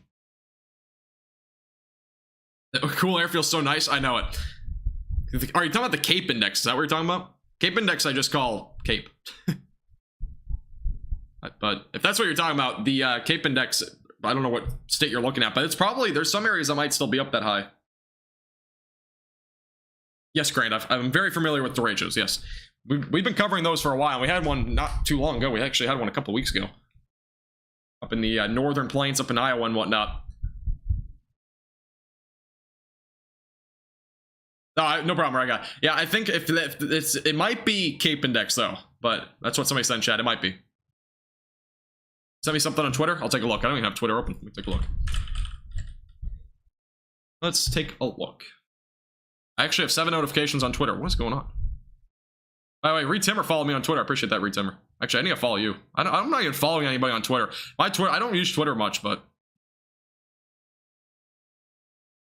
let's take a look. Here's a couple of photos over in Bristol. Those are pretty cool photos. Thank you, Kevin, for sending those in. I'll go ahead and retweet them. Again, if you want to check that out, by the way, I'll retweet those over on our Twitter page.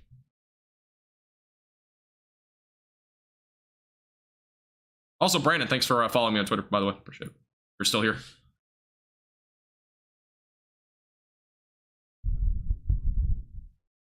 I don't know if you're here, Sophia, by the way, but I appreciate you also reporting that. I've missed a lot of Twitter notifications. I haven't really been looking at Twitter.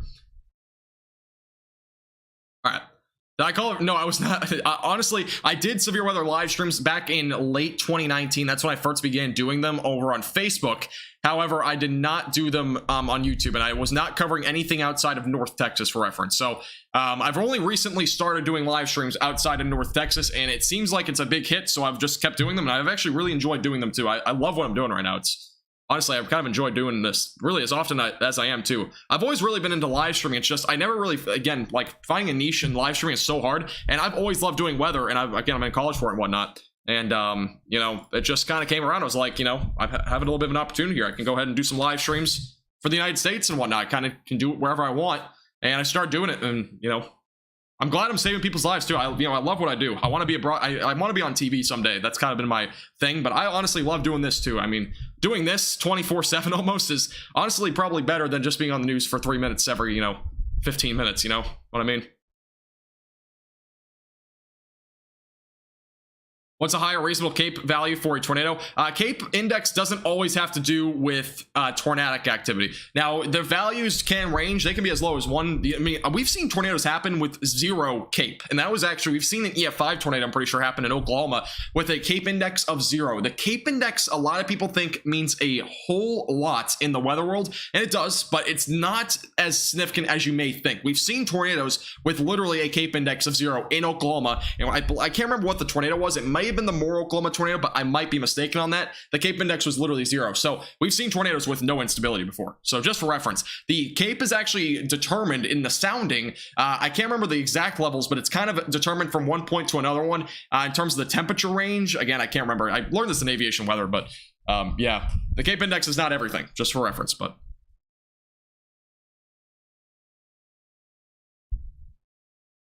Thanks, Rag, I appreciate it. Okay, man, I'll take a look on Discord. Oh, I think I saw. I don't think I looked at it, but let me take a look. You actually got some pretty decent little strikes in there. I see them. Thank you for sending that in, by the way. Again, if you have any photos, videos, you can always send them into my Twitter. That's linked in the description, as well as our Discord server. But yeah, it's pretty interesting. I'll have to do a video a little bit on that too, because I know a lot more about soundings now than I obviously did before, but. Yeah, aviation weather was actually, you know, I honestly, again, I'm in college, so aviation weather was a class where I thought it would be, you know, it was actually probably the hardest weather class I'll ever take, but overall, the class actually had a lot more to do with weather that I actually could be familiarized with, like soundings and stuff like that, which we use on a daily basis in weather. I mean, SQTs and whatnot, you know, weather balloons get shot up and you kind of learn, you know, the different temperature ranges and stuff up in the atmosphere. These things actually, so believe it or not, are actually fairly important to determining severe weather for a day or whatnot, or really even looking at the temperature range, the cap, all this other stuff. I mean, there's a lot that goes into soundings, and a lot of aviation weather stuff. It was actually very beneficial information. I was kind of surprised by it, to be honest, because I honestly thought this class, or that class I should say, would have been, you know, something I would learn nothing in, but I actually learned a good amount in it. I also had a good teacher, which probably helped, but. All right, let me back over here real quick. Also in Limestone County, there was a lot of lightning as well. NASCAR Steve just sent it in on Discord.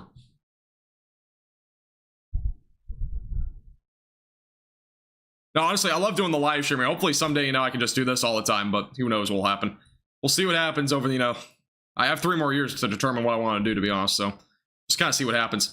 We do have a new severe thunderstorm warning, though. I believe, let's take a look at this. I believe this is the one we've had ongoing right now. There's a new warning that came out not too long ago. This does include Thomasville, Butler, Grove City, Wally, Pine Hill, as well as Coffeyville. Coffeyville, might be some good coffee there. Pennington, Fulton, Gilberttown, as well as Yellow Bluff and Toxie are included. 60-mile-per-hour winds, again, the main threat with all of these storms. They will eventually, again, be heading into potentially the western Florida Panhandle. So those over in the western Florida Panhandle, make sure you're starting to brace yourself, get ready. Might be some 60-mile-per-hour winds. Again, if you're under a severe thunderstorm warning, make sure you're staying away from windows. 60-mile-per-hour winds, again, can knock over trees. Thanks, Money. I appreciate it.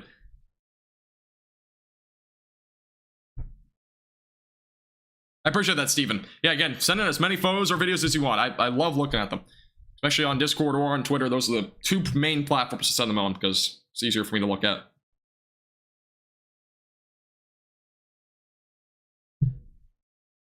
Hey, Blummy, no problem at all. Appreciate that. Have a great rest of your night. Relaxation is the best medicine. And honestly, after the 3-hour live stream I had earlier, I just need to relax a little bit. I had no food really in between the live stream, so I was really hungry. I was literally eating whatever this is. Let's take a look. Cashews, I think. I was eating cashews during the stream because I was so hungry. When I'm hungry, I don't really have good live streams, but I literally am full right now, so I can really go as live as I really wanted to, but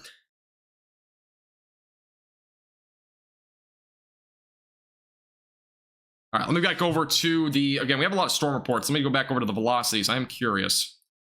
Let's go back over to the velocities as of right now.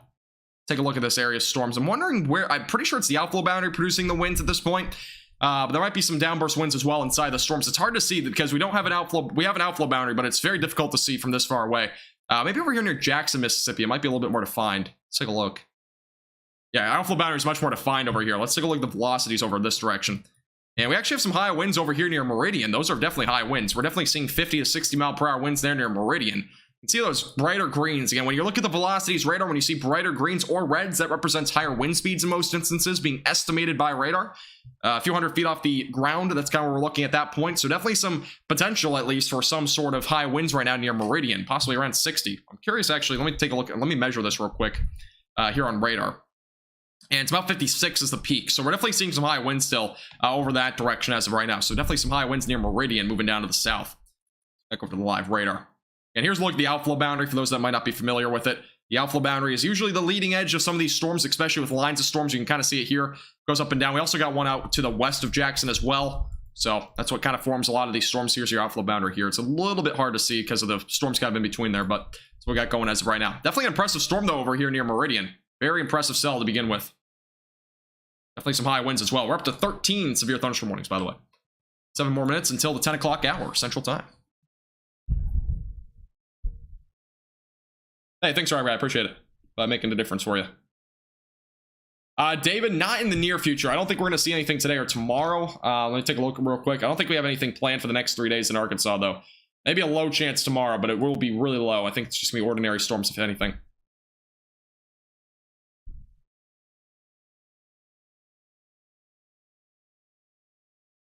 Thanks, Virginia. I appreciate it. Yeah, I was going to stay live for longer. We actually had a lot of storms in between, you know, really when I ended my live stream until, you know, I went live again, but I needed to take a break.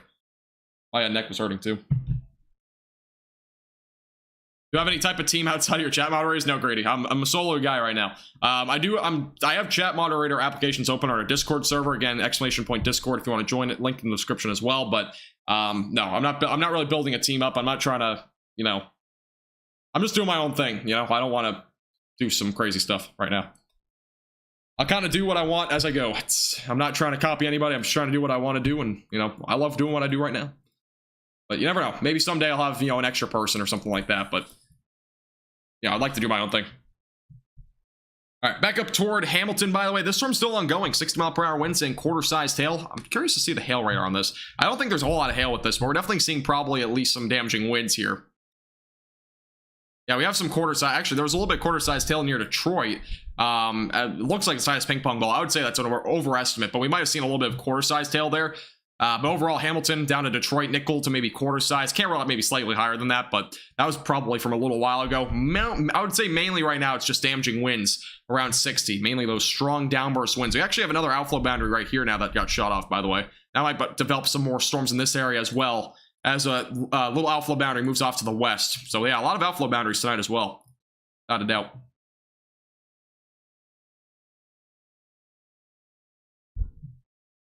Thank you, Monty. I got you. Thank you. You have to keep spamming it. Thank you. Severe weather is becoming the main focus in July. Not really. This is pretty, I mean, it's a little bit above average, I would say, but it is pretty typical for this time of the year. I mean, we see a lot more of these sort of severe weather things that happen where we see more outflow driven storms. It's not necessarily a bunch of these tornado outbreaks, you know, that we see during like the May or April timeframe or even March, for example. So hey, Audio, how you doing? Welcome back. Thank you, Heath, by the way, for subscribing. Appreciate it. Hey, Christian, how you doing? Welcome back.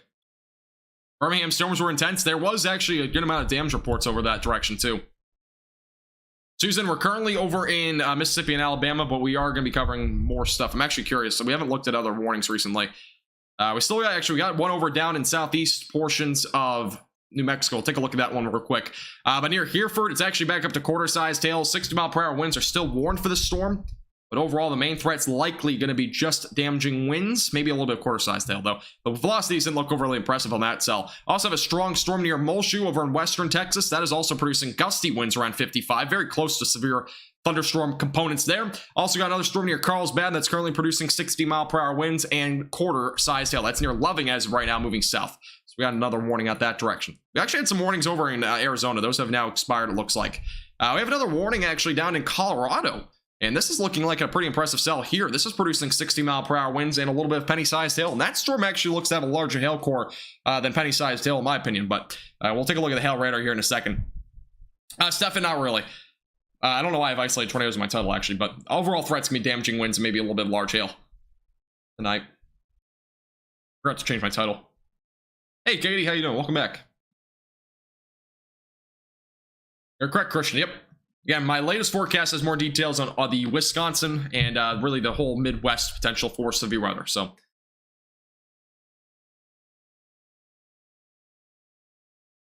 yeah, Stefan, not really much of a tornado threat tonight. All right, let me go back over to the radar here. Let me take a look at the hail radar. Let's take a look and see what it has here. It's showing very large hail. I don't think it's that high, but as of now, it's warned for penny size. I'm kind of surprised how low this is, honestly. Let's take a look at the latest scans. I'm curious to see when they warn this storm in comparison to what the storm looks like now. Latest radar scans, I would assume it's at least quarter-sized hail near Highway 36 and Highway 385. That's kind of my guess at this point on this cell. It is a pretty impressive looking cell, though. Again, it was warned right about here, which is when the hail is basically peaking right now. I don't think it's hen egg size, but I do think it's at least quarter, maybe $half dollar sized here. Again, it's a pretty rural area, so nothing too crazy to be concerned about. Again, Bonnie Reservoir is the area right now in this warning. Again, this is eastern Colorado into western Kansas, so we do have a storm ongoing here, kind of just developed as of recently. So definitely something to keep in mind. Again, if you're over in this direction, stay away from windows. Damaging winds being the main concern. We also got a special weather statement up into Nebraska for gusty winds around 50 miles or 55 miles per hour, excuse me. This warning expires, this special weather statement, excuse me, expires at 10:30 Central Time. That's moving down to the southeast. Again, that's going through Kearney, down over to Cambridge. Pretty wide area there. We also have a new wind report coming in of 62 miles per hour at the McCook Airport. This was not severe thunderstorm warning either. So, again, winds possibly could reach as high as 60 miles per hour still. Should remain fairly isolated, but McCook had a report of a 62 mile per hour wind report at 9:37. Again, that's Red Willow County. We also have a new severe thunderstorm warning up in southern portions of North Dakota. That is for quarter-sized hail. This storm's remained pretty impressive for a while. I would expect it weakens a little bit, but it has weakened slightly since the last time I looked at it.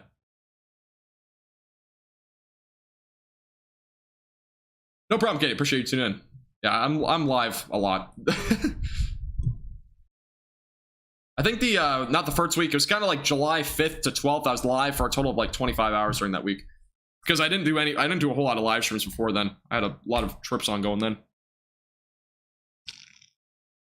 Thanks, Landon. I appreciate it. I'm glad you're enjoying the videos and as well as the live streams too. Yeah, I got you, Susan. Yeah, again, I'm going to be adding some sort of thing on the screen at some point that'll say what state I'm in, but tonight's live stream, it's all over the place to begin with, so, I mean, there's not really, there's a lot of warnings, and they're all in different places. I mean, there's just not a single area that we've been really focusing on for longer than 5 minutes, because we just have so much severe weather ongoing.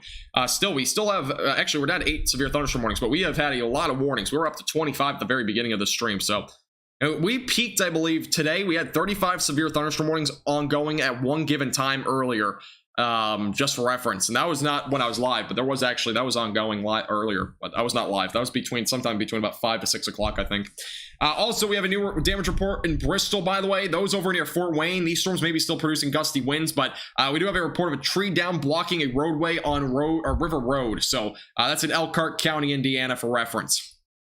And again, reports of trees and power lines down as well. So we have a lot of damage, as I mentioned before. Again, these storms are currently moving down to the south. Thank you, Gloria, by the way, for subscribing. And thank you, Christopher, for the $5 super sticker. I appreciate that, Christopher. Thank you. Appreciate that a lot. Thank you for your very generous donation. Very well, appreciate that. Saturday will be eventful and busy. Yep, it will. And I'm not sure 100% if I'm going live yet. I probably will, but I'm not sure exactly what time. I'm going to have to see what I have going on, but I should be good to go live for a while.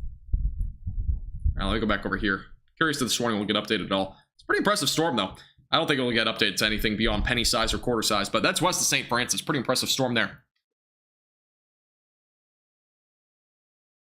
Lovely. This is all over the place. It's mainly northern plains, central plains, the Midwest, kind of not really Midwest, more of the Ohio Valley, as well as Mississippi and Alabama. Those are the main states, though. Thanks, Lucas. I appreciate that. Glad you're enjoying the videos as well. Lexington, Nebraska, by the way, we had some insane winds, by the way, reported by I don't know if it was a storm chaser, but somebody in the area. Hammers without. I mean to play that. But yeah, there's pretty high winds over there. They were definitely 60 miles per hour, if not maybe even a little bit higher than that. I can't show it on stream. I'm going to go ahead and retweet it on our Twitter. Again, if you want to check out that video, it's linked in the description below. Just retweeted that as well. Landon, there's at least been 3 tornado warnings that I know of, and those were when I was live on my first live stream earlier today. And this is our second live stream, so just for reference. And the second live stream is more about just about everything else that we have ongoing. And we have still got a lot of warnings ongoing. Yes, Andrew, there were some bad storms over in Gainesville. And again, as I mentioned before, we have photos and we also have that video that I posted here on our YouTube channel as well on our TikTok. Let me see if I can find the photos. I'll show them if I can find them here. But yeah, we had some insane photos. I'm curious. July 9th, it was definitely not recent. Let me go to the latest here. But yeah, we had, again, Gainesville. It's a pretty interesting site to see if I can find it. Actually, what I can just do is go to YouTube. That'll make it easier. Let me go ahead and show you guys. You guys can also see it for yourself if you want. I have commentary in the background. Taco Bell. Oh, that's not going to work. Actually, let me just see if I can find it on Twitter here. Let's see. Okay, here it is. All right, here's a look at the photos. This is what somebody sent in to me. I'm going to go and put it on the smaller screen here for reference, and we'll go over to this. So this is from Red Mage over on Twitter. He sent in some photos from Gainesville, Texas, of a Taco Bell receiving damage. And this is just one photo from the damage. The sign basically broke right through the roof. And obviously, it caused a significant amount of damage. A Wendy's sign, by the way. This is, again, a Taco Bell that we're looking at. A Wendy's sign fell. It snapped basically in half, and it fell right onto the Taco Bell's roof, and it crashed right in yesterday over in Gainesville, Texas. Again, you can see the sign basically going right through the roof here. Again, you can just see all the broken parts around the store. Luckily, by the way, nobody was injured, so very good news overall. But you can see this is just a look at the Wendy's sign. I mean, again, it snapped right in half. Here's your Wendy's. Here's your Taco Bell. And again, the sign literally snapped right in half. That's your snapping right there. It literally snapped in half. It looks like it purposely snapped. I mean, it looks so perfect right there in terms of how it was snapped there. But yeah, it just snapped right onto the top of the store. And here's a look at the other damage, by the way. Again, you can see the AC unit as well falling down there. So yeah, it was a pretty significant amount of damage over there in Gainesville, Texas. We saw a lot of damage there. But yeah, definitely a crazy situation overall there. I mean, who would have thought? Especially yesterday. There wasn't a whole lot of severe weather in North Texas yesterday, and the one severe storm that we saw literally did a lot of damage to the Taco Bell over in Gainesville. I was shocked. Yeah, Angry. There was actually, I think, a 60 or 70 mile per hour damage report over in Tulsa as well earlier, so. Yeah, there was actually some damage, or at least a damaging wind report up that direction. Robert, that was in Gainesville, Texas. That's like extreme northern North Texas. It's near the Red River Valley, if you know where that is. But I can kind of show you. Let me show you real quick. The location of the Taco Bell, by the way, is like right here. That's what I'm talking about, right there. That's where that happened. So just for reference, right there, north of Dallas. So yeah, it was crazy. And by the way, there was really hardly any other damage to any other stores in the area. So it was really just one store, and that was it.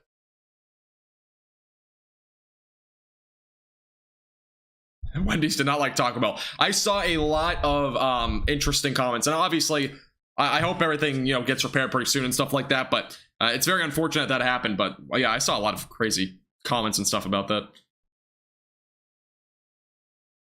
Landon, not necessarily. Just get to a low floor or interior room as well. It's recommended that you seek shelter under a severe thunderstorm warning, because again, damaging winds around 60 can potentially rip trees down and whatnot. So it's definitely something that's pretty dangerous. So I would definitely recommend, staying away from windows, being at the lowest floor possible, kind of do that sort of thing. Because again, the overall damaging winds can definitely pack a punch, without a doubt, with these storms. What's the most eventful storm system I ever covered? Let me take, I'm trying to think. There's been a lot. This one's, the start of this one was pretty crazy. There was a lot of severe thunderstorm warnings, but it's definitely not the most eventful. Last night's was pretty decent in terms of how many warnings are ongoing and stuff like that. A lot to cover. There was one that was not too long ago. I'm trying to think of the one that I'm pretty sure none of you guys are gonna be able to remember. Okay, honestly, the most eventful one, in my opinion, that was actually, it was very recent. It was the Nebraska severe weather outbreak that I covered. And I'm pretty sure I was the only one live for it. It really happened out of nowhere, so not really anybody was live. I'm pretty sure the only one. And it really happened out of nowhere. Let me try to take a look where it was. Let me take a look at the date. It was not very long ago. July 16th, so literally 5 days ago. We had that severe weather outbreak in Nebraska, and that was insane. I mean, it was insane what ended up happening. We had so many severe thunderstorm warnings. We had wind gusts as high as 90 miles per hour with several storms, some of those being long tracked. So it was pretty insane that we saw what we saw there. Also, the Morton, Texas tornado was also pretty crazy. I covered that one as well. One that I think I only covered on Facebook, I don't think I covered it on our YouTube page, was also on the Vernon, the Vernon tornado, the Lockett tornado. That was an EF3 tornado that ripped through northwestern North Texas, and that was when I was only doing North Texas weather for reference. So that was actually before I started going nationwide. That was back in May. No money, no. Anything brewing in the tropics? No, Randy, not really anything today. Really anything in the next 2 days. Still have a lot of Sahara dust out there. We might start to see a bit more of a ramp up action though at the very tail end of this month, if not early next month. We've only seen 3 named storms so far in the Atlantic Ocean, by the way. So, what gives a storm a severe thunderstorm warning? 58-mile-per-hour winds or higher, quarter-sized hail or greater. Now, a lot of people, there's a myth and a misconception that a lot of people think if there's no lightning with this, if there's like a lot of lightning with a storm, it'll be severe thunderstorm warning. That's actually not true. And the other way around, if there's no lightning, then, you know, it's not a severe thunderstorm. There's a big misconception there. We can see quarter, half dollar sized hail. We can see a lot of hail out of a storm that has no lightning. It's actually, it happens, you know, sometimes. It's not common, but it does happen sometimes. And people kind of get, you know, a little bit of a misconception, like there's no thunder, there's no lightning. So, you know, it's not severe. Well, a lot of the time it is. I mean, not a lot of the time, but sometimes it is. So there's a lot of common misconceptions with severe thunderstorm warnings. So yeah, my 8-hour live stream, that was also a pretty eventful one. That was back June something. I can't remember. Let me look. Yeah, an 8-hour live stream one time as well. That was my most viewed live stream. Obviously, it was 8 hours, so you kind of think, but this was before, really. I think I only had like 3,000 or 4,000 subscribers at the time of when it happened. June 12th, that was the other severe weather outbreak that we had last month. So June 12th, that was, I think I only had like maybe 4,000 subscribers, so.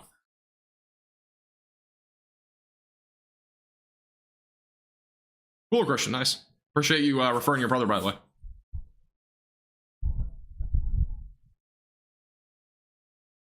Yeah, Katie, again, it happens. Well, some storms don't produce really any lightning. And, you know, they are severe sometimes. So, yeah. It is definitely pretty crazy. A lot of people have that misconception. And again, it is a very common misconception. It's not just from one person. It does happen quite often. No problem, bro. Appreciate you tuning in. No problem at all. Hey, John, how you doing from Ottawa? Thanks for tuning in. You're having a great night so far.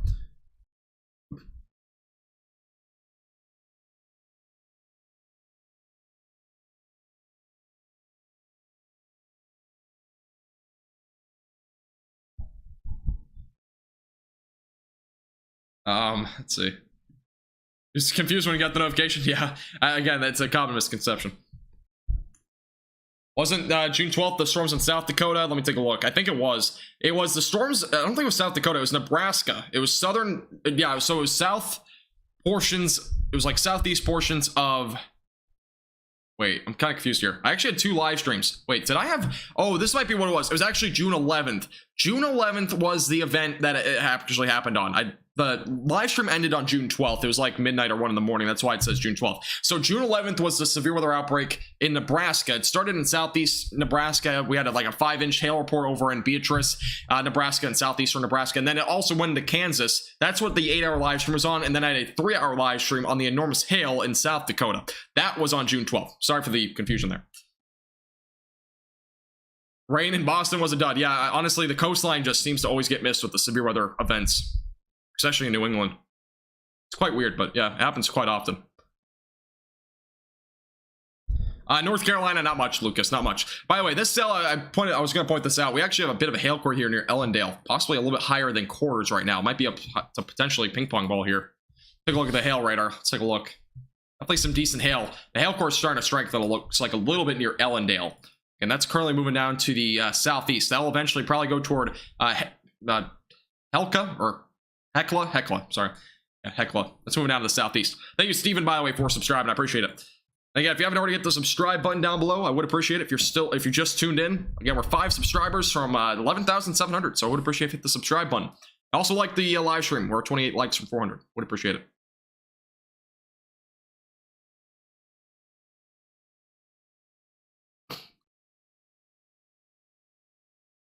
Not a whole lot, Boxy. Nope, not a whole lot of updates. This is a pretty decent hail core here, though, near Ellendale. This is definitely some pretty large hail, probably. I'm assuming it's at least $1.25 size, maybe a little bit larger than that.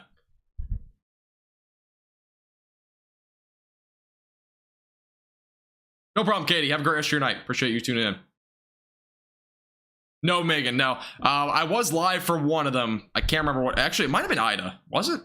I was live for one hurricane on Facebook back in 2020. I don't think it was Ida, though. I'm trying to figure out. Take a look real quick. I went basically my big growth again. I started on Facebook, and I'll probably have some sort of little documentary thing that I'll make on YouTube at some point. But I actually started on Facebook, and I was at 3,000 followers. The next day, I woke up and I was at 6,000 followers. It happened out of nowhere, and it was because of my hurricane prediction on a hurricane back in 2020. Now I got to figure out which one it was. For some reason I don't remember what it was. But it was my most popular live stream of, or it was not my most popular live stream. It's my most popular post though of all time on Facebook. I'm trying to figure out which. I can pretty much find it here pretty quickly, but let me take a look. Let's see. What hurricane was it?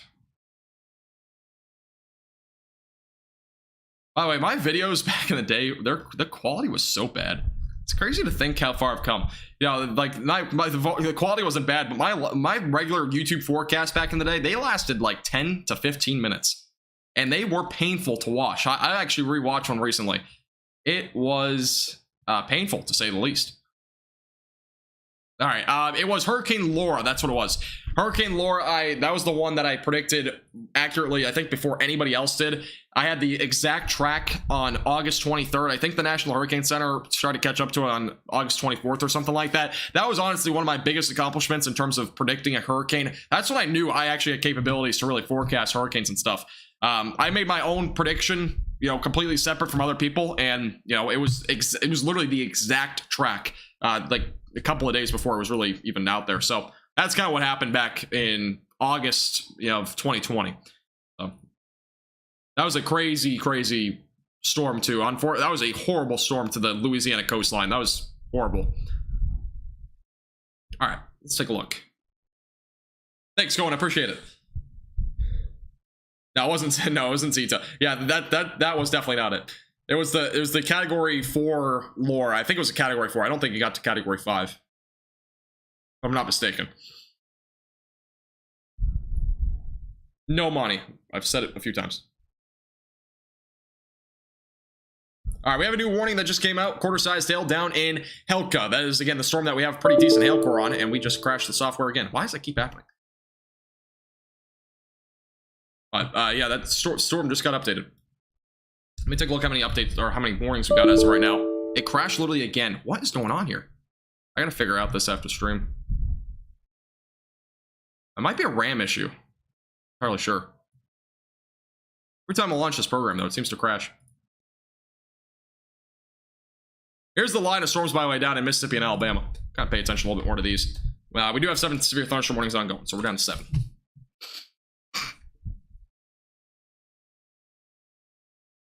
It's crazy to look back at what things happened in the past. I thought my weather forecasts were really good back in 2020, but when you look back at them, or if I look back at them, they are just they were horrible. They weren't bad, but I mean, like, they were just so long and drawn out, and They were very boring too. I wasn't really, I was nowhere close to what I am now. We do have a flash flood warning, by the way, that just got issued. This was recent. We have a lot of rain that looks like it fell between Linden back up closer to York. This is an area also that had damaging winds, so obviously damage there, and as well as flooding issues now a concern. This flash flood warning goes until 4:15 Central Time. So again, flash flood warning got issued for that location. So that's Doug Hill, Pinhook, Bluffport, the University of West Alabama.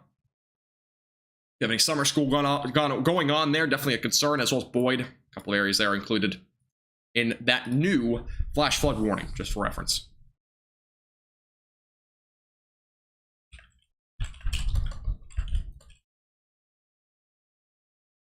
All right. Yeah, if you have any questions, by the way, feel free to post those in the chat. Yeah, I appreciate it, Shelly. I don't take breaks unless I literally have to take a break, which is sometimes forced. It's not like I can... I love doing what I do. I wish I could do this more often, honestly, but... Yeah, Category 6 hurricanes, that's not even a thing. And Category 5 hurricanes, to begin with, are not overly common. So... there might be a day, but I don't think we'll ever get to I mean, there might be a day in terms of, climate change and all that other stuff, but I don't think we'll get to Category 6 levels at any point. That's not even really possible at this point. If that were to ever be a thing to begin with. What happened in Kansas? Nothing happened to Kansas, at least today. A little bit of rain in far northern Kansas, though. Hey, Akeem, how you doing? Welcome back. Kyler, this is currently in South Mississippi and Alabama. That's where we're looking as of right now. Warning, by the way, did expire over southwest of Amarillo. No, just a strong storm now. We do have a quarter-size hail reported in southeast portions of... oh, we actually have a report up here. Let's go to this real quick. But we had quarter-size hail reported in southeastern portions of New Mexico. Also, a storm chaser in the area, or spotter, reported they thought there might have been a wall cloud, but was not sure. Now, there was no rotation seen on radar. So yeah, okay, so there might have been a wall cloud with this. It's a speculation at this point over in Vernon with this cell, possibly a wall cloud from a little while ago. Now, again, there was no rotation on radar, so it's hard to believe, but you never know. Might have been something. Overall, this main threat is there's probably 60-mile-per-hour winds, maybe some nickel-sized hail at the maximum. Still got a severe thunderstorm watch going for another 40 minutes in Nebraska. And again, we got some warnings up this direction. We got some storms going toward Fort Wayne, as I mentioned before.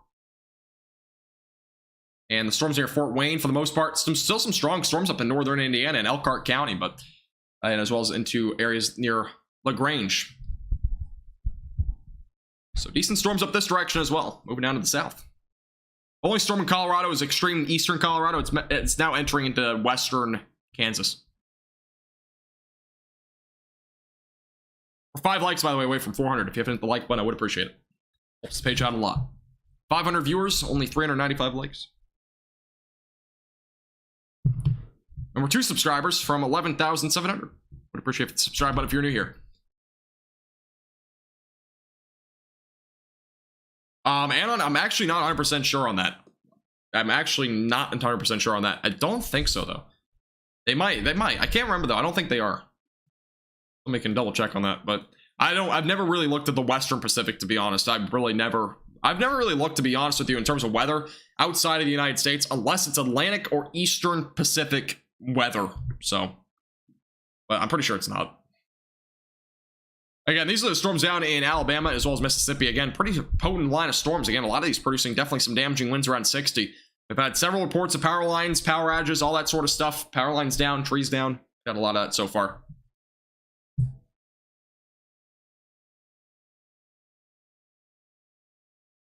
Yes, right, guy. It's strong. 50 to 55 mile per hour winds right now. No, Kylan, no tornado watches. Definitely not much of a tornado threat tonight.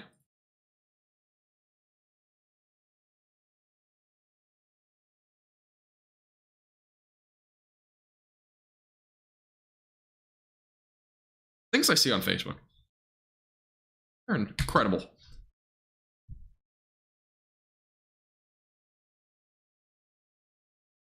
Okay. Hey, Cindy, how you doing? Welcome. No problem at all. Appreciate you tuning in. Are you in one of the storms now? Am I clear in Skyline, Alabama? Where is Skyline, Alabama? If it's north I mean, basically, if it's in this area, you're clear. I'm not sure where Skyline is, though. The only storms right now ongoing are currently down here. That's the line of storms moving through areas down to the south. That's just going toward Jackson right now.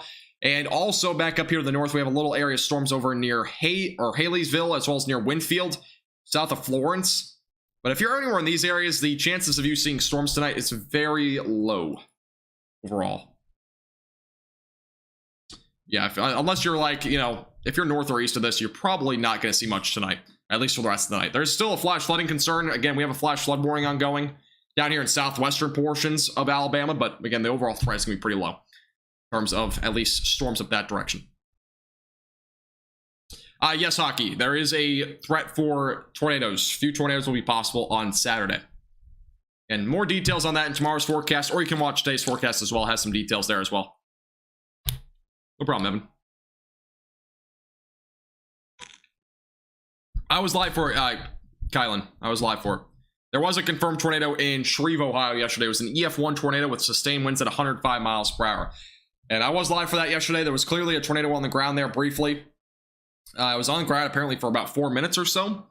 And yeah, I don't think any storm chasers were on the storm at that given time, but there was, again, a confirmed tornado over that direction. Pretty dangerous storm to begin with. And I just accidentally added an ad. I did not mean to do that. I've not been doing ads recently, but I accidentally inserted an ad. I do apologize. I didn't mean to click that.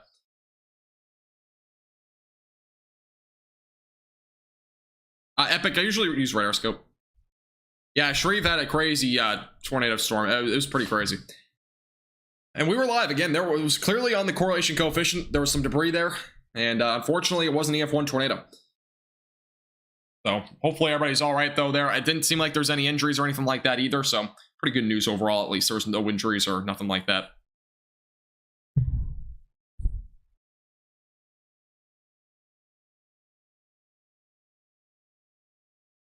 No problem, Cindy. Appreciate you tuning in. No problem at all. Totally understand that.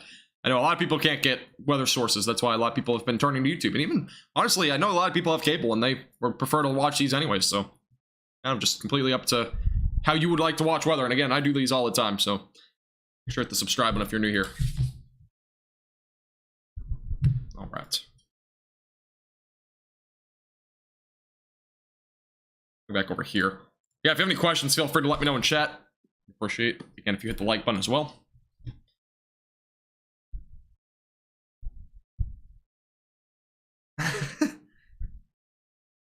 Oh, Lord. All right. Yeah, this line's moving down to the south. I'm going to put a track on this storm as well. I'm going to take a look. Let's see. 30, 35 miles per hour. Let's go over to the, I need to figure out where it is first. All right, here it is. All right, let's go and track out this line of storms as it moves down to the south. It's moving about 30 to 35 miles per hour. Might be slightly fast on this, but this is your timing at this point in terms of when you can expect storms. So Laurel is going to be 10:59, Hattiesburg 11:43, Ferry Pass 11:45, Ensley 11:46, Brent 11:50, Pensacola 11:54, Bellevue 11:55, as well as West Pensacola 11:56. Myrtle Grove 11:58, as well as Warrington 12:02, Pritchard 12:06, and Mobile, Alabama 12:10. Again, that's your timing on this line of storms, all producing damaging winds around 60 miles per hour. Yeah, there's definitely a lot of clouds in Alabama. There's obviously a lot of storm activity ongoing.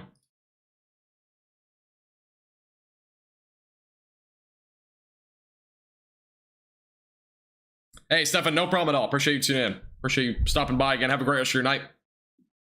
See you again soon. Thank you, Danny, as well as Josh, by the way, for subscribing. I appreciate it. By the way, guys, if you're new here and you have not already joined our community Discord server, again, it's free to make an account. It's pretty easy to do. Join our Discord server, though. If you have Discord or you don't, you can make an account. It's pretty easy to do. Again, we have a lot of stuff on our Discord server. You can submit photos to us, and you can also get, again, announcements on live streams. It's a much more interactive place that you can interact with our community off the stream. So, again, join our Discord server. The link is in the chat from Nightbot. Christian, probably another 20 minutes or so. I usually try to end my live streams at like the top of the hour. So I usually try to do like a 2-hour live stream or a 3-hour live stream or a 4-hour live stream, that sort of thing. I don't try to end it like halfway through an hour. It's kind of like a personal preference. Well, we still got severe weather ongoing anyways. If there was no severe weather, I'd have ended earlier, but we still got stuff ongoing as of right now. Again, our main line of storms currently moving down to the south. It is going to be moving towards, again, Pensacola. It will likely be off the coastline of Pensacola right just after midnight or so in Central Time. I believe Central Time is included in Western Florida, if I'm not mistaken, the Western Florida Panhandle.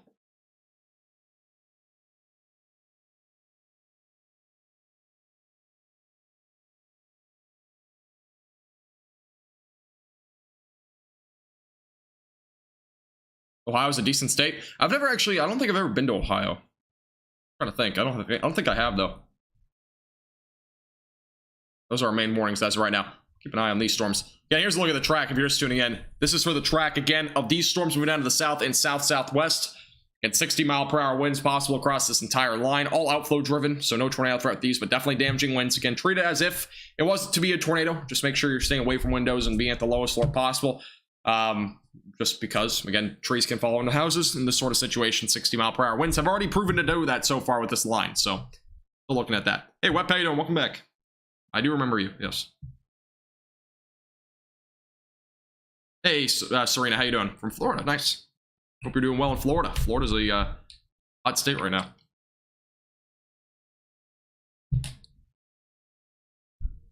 No, Evan, you cannot. No, this is a very advanced radar that you really need a good computer for. Even my computer's kind of struggling to use it. Thanks, Akeem. I appreciate it.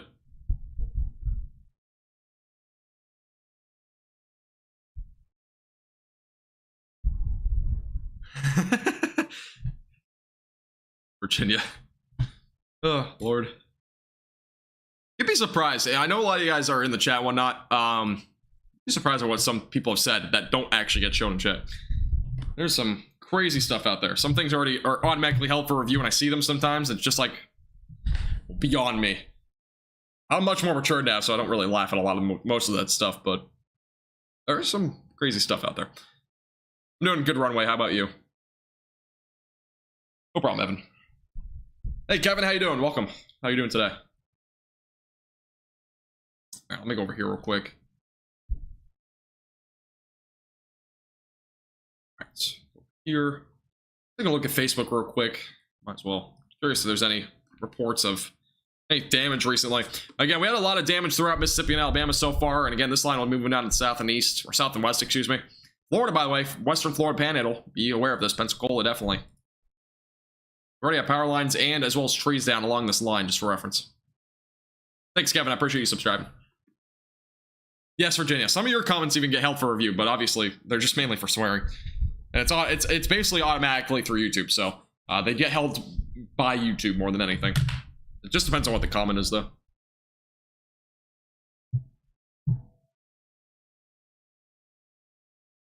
Is there anything up north? There's only some stuff in Indiana. I'll take a look. Here's a wide view of everything again. We also got a new warning, real quick. A new warning was just issued for forest. This is for 60-mile-per-hour winds in Penny-sized hail. That's near Walnut Grove as well. All right, let me back over to the... Taking this off. This is looking at the live radar across the United States. We have a little complex back up here near Fort Wayne. This is outflow driven. Again, these have been producing some gusty winds. Not severe at this time, but gusty winds up to 50 miles per hour may occur. Thank you, landed, by the way. Appreciate it.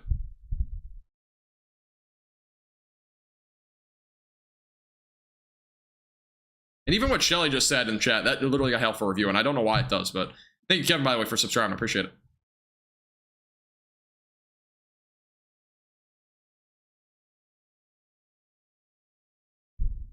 Right, okay, yeah. I'm probably the most interactive live stream in terms of weather that you'll probably ever find. I try to answer as many questions as I can, but it is pretty hard to keep up with. And again, I do talk fast, so that's kind of a little bit of an advantage that I have. But by the way, this is another cell over here near St. Francis. This is also ongoing severe. Again, we had a whole area of storms over here in Nebraska, and most of it's weakening out at this point, mainly just rain, a little bit of strong storms near Columbus. Another strong storm in northern Nebraska. The worst storms that we've seen so far, these are still being pretty potent so far, are still producing the potential for maybe a little bit of some hail up here, maybe some quarter-sized hail. This is near Helka right now, moving down to the southeast. Yeah, I don't know. Again, I don't know why. I'll have to look into it. I don't know if you can change that at all. Some comments just get held for review, though, for literally no reason.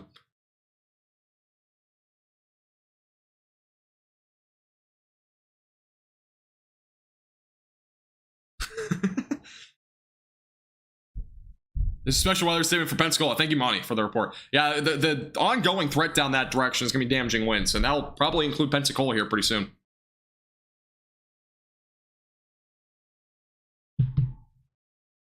Yes, Foresight. It costs a lot of money to run this. But the map is the United States. That's what you're wondering. Not sure if that was your question. But again, this is the elk road that we got over near Helka right now. Moving down to the southeast, as I mentioned before. Just want to real quickly mention this, by the way. We are 2 members on our YouTube channel away from 60. I'm hoping that we can... My next month's goal for August will be 75 members. We're currently at 58. So, again, you can become a member by clicking the top link in the description. It's as little as $2.99 per month, and you get a lot of benefits for being a member here on our YouTube channel. So, been enjoying the stream so far, and you want to support our page above and beyond. Again, becoming a member is pretty easy. Just gotta click the top link in the description, and again, it supports our page a lot. So, would appreciate if you become a member. And even if you're just a viewer or even just a subscriber, it means a lot to me. I really do appreciate you guys as well, even if you cannot afford to become a member, but we appreciate all of our members as well. Help our page out a lot, and it's obviously helping to pay off for all the massive expenses that actually go into a weather page. And by the way, there's a lot of expenses. Pretty crazy to think, but there's actually a lot. All right, let's go back down here to the south. Somebody said there was a special weather statement for Pensacola. It's not showing up on here. Special weather statements don't always show up on here, but again, this is our ongoing line of storms. Again, moving down to the south, a lot of these 60-mile-per-hour winds as of right now, moving towards Waynesboro, Laurel, Bay Springs, by the way, about to get hit by those damaging winds. Forest, again, just got issued into a severe thunderstorm warning. Some of these are also producing help the size of pennies. All moving down to the south right now. Sweet Home Alabama. Yes, that's a good song. Let me fill up my water. By the way, this might be breaking news to everybody, but I actually just filled up my water jug. This is the first time I've done that in probably about a week. I usually don't go through more than like 2 water bottles in a stream, but I occasionally do. Just kind of depends on how long the live stream is. Usually my first one's always full though beforehand. The water jug, by the way, is going to come in so much handy if I ever have like a 7 to 8 hour live stream again. Like I literally could just not leave my seat other than, you know, having to go to the bathroom or something. But again, I usually don't take breaks in my live stream. I try to avoid it. Only thing is here is heat. Yes, a water jug. What I call it, water jug. It's a $1 jug that I bought at, I don't even know where I bought it. Might have been Walmart, I can't remember. But yeah, I just filled it up with a bunch of water. Nope, there was one last night, but the you might have missed, but there was confirmation. There was one up in Shreve, Ohio last night if you were there. When that happened, that was an EF1 tornado. We had that confirmed last night. Severe thunderstorm watch is still ongoing. I believe it just got extended further, if I'm not mistaken. It might have already been like this, but this goes down toward Wiggins almost. So watch is still ongoing back down to the south. 60-mile-per-hour winds being the main concern, maybe up to 65. Not a whole lot of a hail threat though tonight.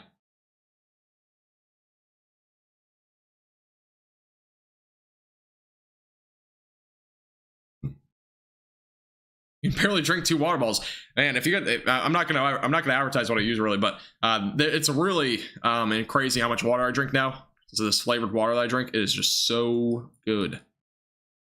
Literally cannot get enough of it. It's like, it's like addicting. It's like you can't drink soda anymore when you start drinking it. It's crazy. I used to only drink Dr. Pepper, by the way. I used to drink like 2 to 3 Dr. Peppers a day.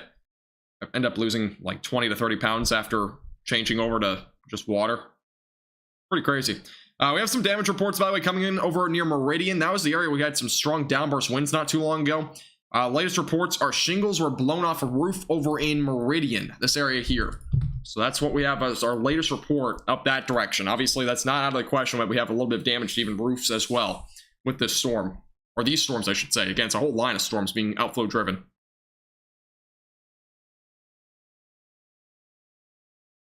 Yeah, sugar is really a big weight component, believe it or not. May have eaten 7 Oreo cookies today, but we're not going to talk about that. All right. Hey, Eric, as well as Jose, Jose, as well as Master for subscribing, by the way. Appreciate it, guys. Welcome. Thank you. Appreciate you all subscribing. Hey, no problem, Kylan. Appreciate you tuning in. Totally understand. I'm a late night person, so I stay up really as late as I want. But how's Nebraska looking now? Not a whole lot. Just mainly rain. Maybe some gusty winds, but nothing too crazy.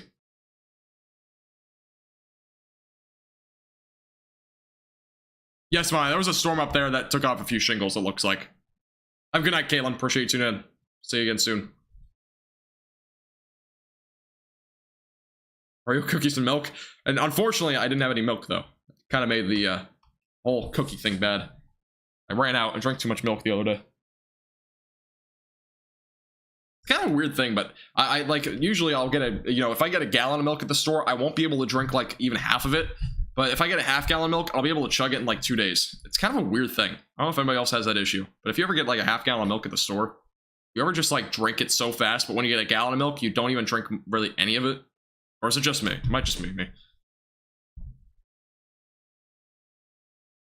Columbus, Nebraska might be getting stronger. I'll take a look. Real quick though, we do have a new severe thunderstorm warning up here near Hamilton. Brand new warning. That's near Haleyville as well as Double Springs for 60-mile-per-hour winds and nickel-sized hail. So that's a new severe thunderstorm warning. Here's a look at Nebraska as of right now. I think most of it's just rain now. We have a few strong storms up near Columbus, though. These are not severe, but maybe some gusty winds or some small hail as well. If you ever sell merchandise, the first thing needs to be a water bottle. I don't know if I honestly, I've talked about it so many times. Merchandise is just one of the worst things that I just don't want to be involved in. I don't want to get into it. Unless something, you know, if I have some unique ideas, maybe I'll throw them into there, but I honestly do not see myself selling merchandise really anytime soon. To me, I don't want viewers to be spending money on something that just, you know, is just like a logo of my, you know, brand or something like that, or just something random. You know, if there were to be merchandise, it would have to be really unique. Thank you, Lucas, by the way. Have a great night. See you again soon.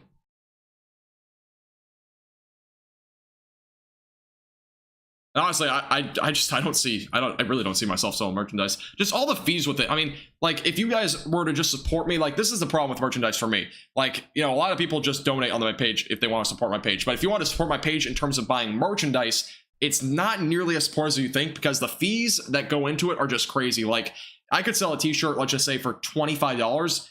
And that's already an expensive price to begin with. I don't want to sell t-shirts over $20, honestly, to begin with. But if I was to sell a t-shirt for $25, I mean, I might only make $7 or $8 on it. I mean, it's not much. The margins are just so small, and that's why I really am not interested in doing merchandise. Maybe someday, but it's just, you never know. Maybe if I buy in bulk and I actually ship it out myself, but that also is just a pain if I'm doing weather stuff. There's a lot of reasons why I won't do merchandise, but also, this little video segment will be going up on our second channel. trying to upload more stuff to our second channel. I'll be uploading probably videos every other day or so on there. Yeah, headache too. Headache with merchandise. Definitely true. A lot of work. A lot of work. Now, there are certain places, like there's Spring, there's a few of them, I can't remember the other ones, but there's a couple of places that do the like individual ones, so you can just have one, like basically you don't buy it in bulk, you just have, you know, they ship it out for you and all that. But again, the margins you make off of it is just so minimal, it just doesn't make much sense. YouTube recently actually added a merchandise tab, which you can actually connect your merchandise to YouTube and it will be able to be advertised a little bit better. But again, I just don't have much interest in doing any sort of merchandise right now, unless I come up with an idea. Maybe I'll do like an exclusive, you know, limited edition something if I find out a good idea for a shirt or something. But at this given time, again, I don't have much intention on doing it.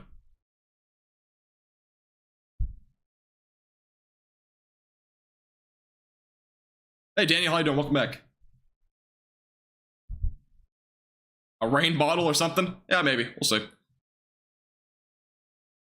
Yeah, Christian, I know. I'm well aware of that, by the way. I drink way too much water to begin with. Runway, not right now. Not really. There might be something mid next week, though, so stay tuned. There are going to be more rain chances returning to the forecast in North Texas pretty soon. What is the chance for rain in Wisconsin on Saturday? Or risk? It's enhanced risk right now. Yeah, check out our latest forecast for more details. I'll also have a forecast tomorrow on the full breakdown, what to expect. Special weather statement's been changed up there, by the way. And we do have a special weather statement, by the way. That's been added, so it's now 55-mile-per-hour wind gusts back out here near Waynesboro and Jackson.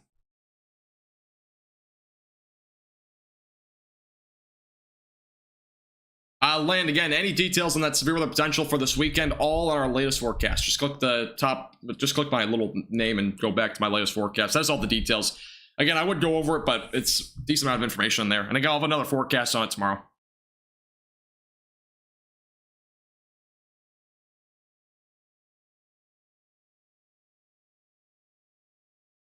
Virginia, I'm trying to do I mean, it's not gonna be every other day. Recently, I'm gonna have them a bit more daily. It just depends on the scenario, but I'm gonna not do, I've been doing forecasts literally every single day for the past at least 3 or 4 months. I mean, I do daily forecasts typically, but I'm gonna start going a little bit more every other day because I don't want to keep doing forecasts if they're not necessary. Sometimes I'll make a forecast and it's just not that necessary, so I'm gonna start doing more forecasts a little bit more spaced out for the most part. Video forecasts, live streams are just kind of the same as I've been doing.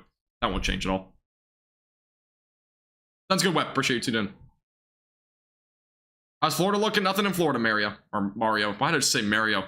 There's somebody on YouTube that says Mario for Mario, and it's just not right. No problem, Runway. Will Phoenix get rain soon? And did you see some today? There was some rain over that direction today. Not sure if it was much, but there was a little bit out that direction. Yeah, the forecast thing is all situational. Overall. We're 18 subscribers, by the way, away from 11,750. We are 3/4 of the way to 12,000. Lightning in Detroit. Let me take a look real quick. See what's up that direction. There actually are some storms back out to your west right now. Near Ann Arbor right now.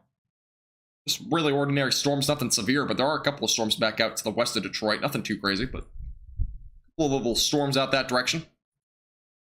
Have a great night, Rye Guy. Appreciate you tuning in. We'll see you again soon. Sorry to hear that, Rob.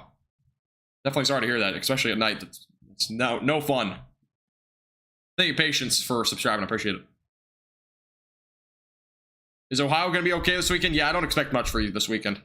We had 3.1 inches of rainfall in Middlebury, by the way, in 80 minutes in Elkhart County, Indiana. So that's our latest report on the rain over here. These were storms that had some damaging winds as well. So 3.1 inches of rain fell there. That's pretty impressive. Mystic, Detroit's looking fine. Just a couple of ordinary storms back out to your west. No severe weather is expected for you, though.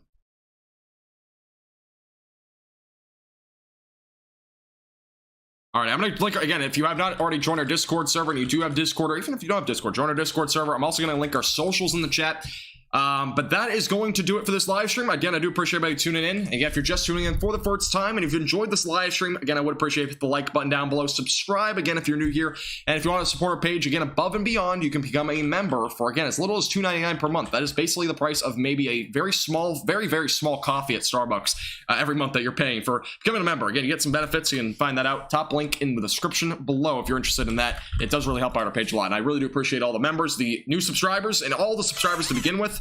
And again, if you're just tuning in for the first time, I would appreciate, again, if you hit the like and subscribe button. I might go live tomorrow. If I do, it'll be about an hour. It'll probably be very similar to this, but it probably won't be nearly as active. It'll be more of an interactive live stream, just kind of a weather discussion if I do. Otherwise, I will go live most likely on Saturday. I'm not 100% sure still, but I most likely will. Stay tuned. Again, we'll keep you updated with the latest. I appreciate, again, everybody tuning in tonight. Appreciate all the super chat from earlier. I can't remember who it was, but I do appreciate that. And again, all the new subscribers and whatnot. I appreciate you guys all a lot. Thank you guys so much. Love y'all. And we'll see you guys again soon. Have a great rest of your night, guys.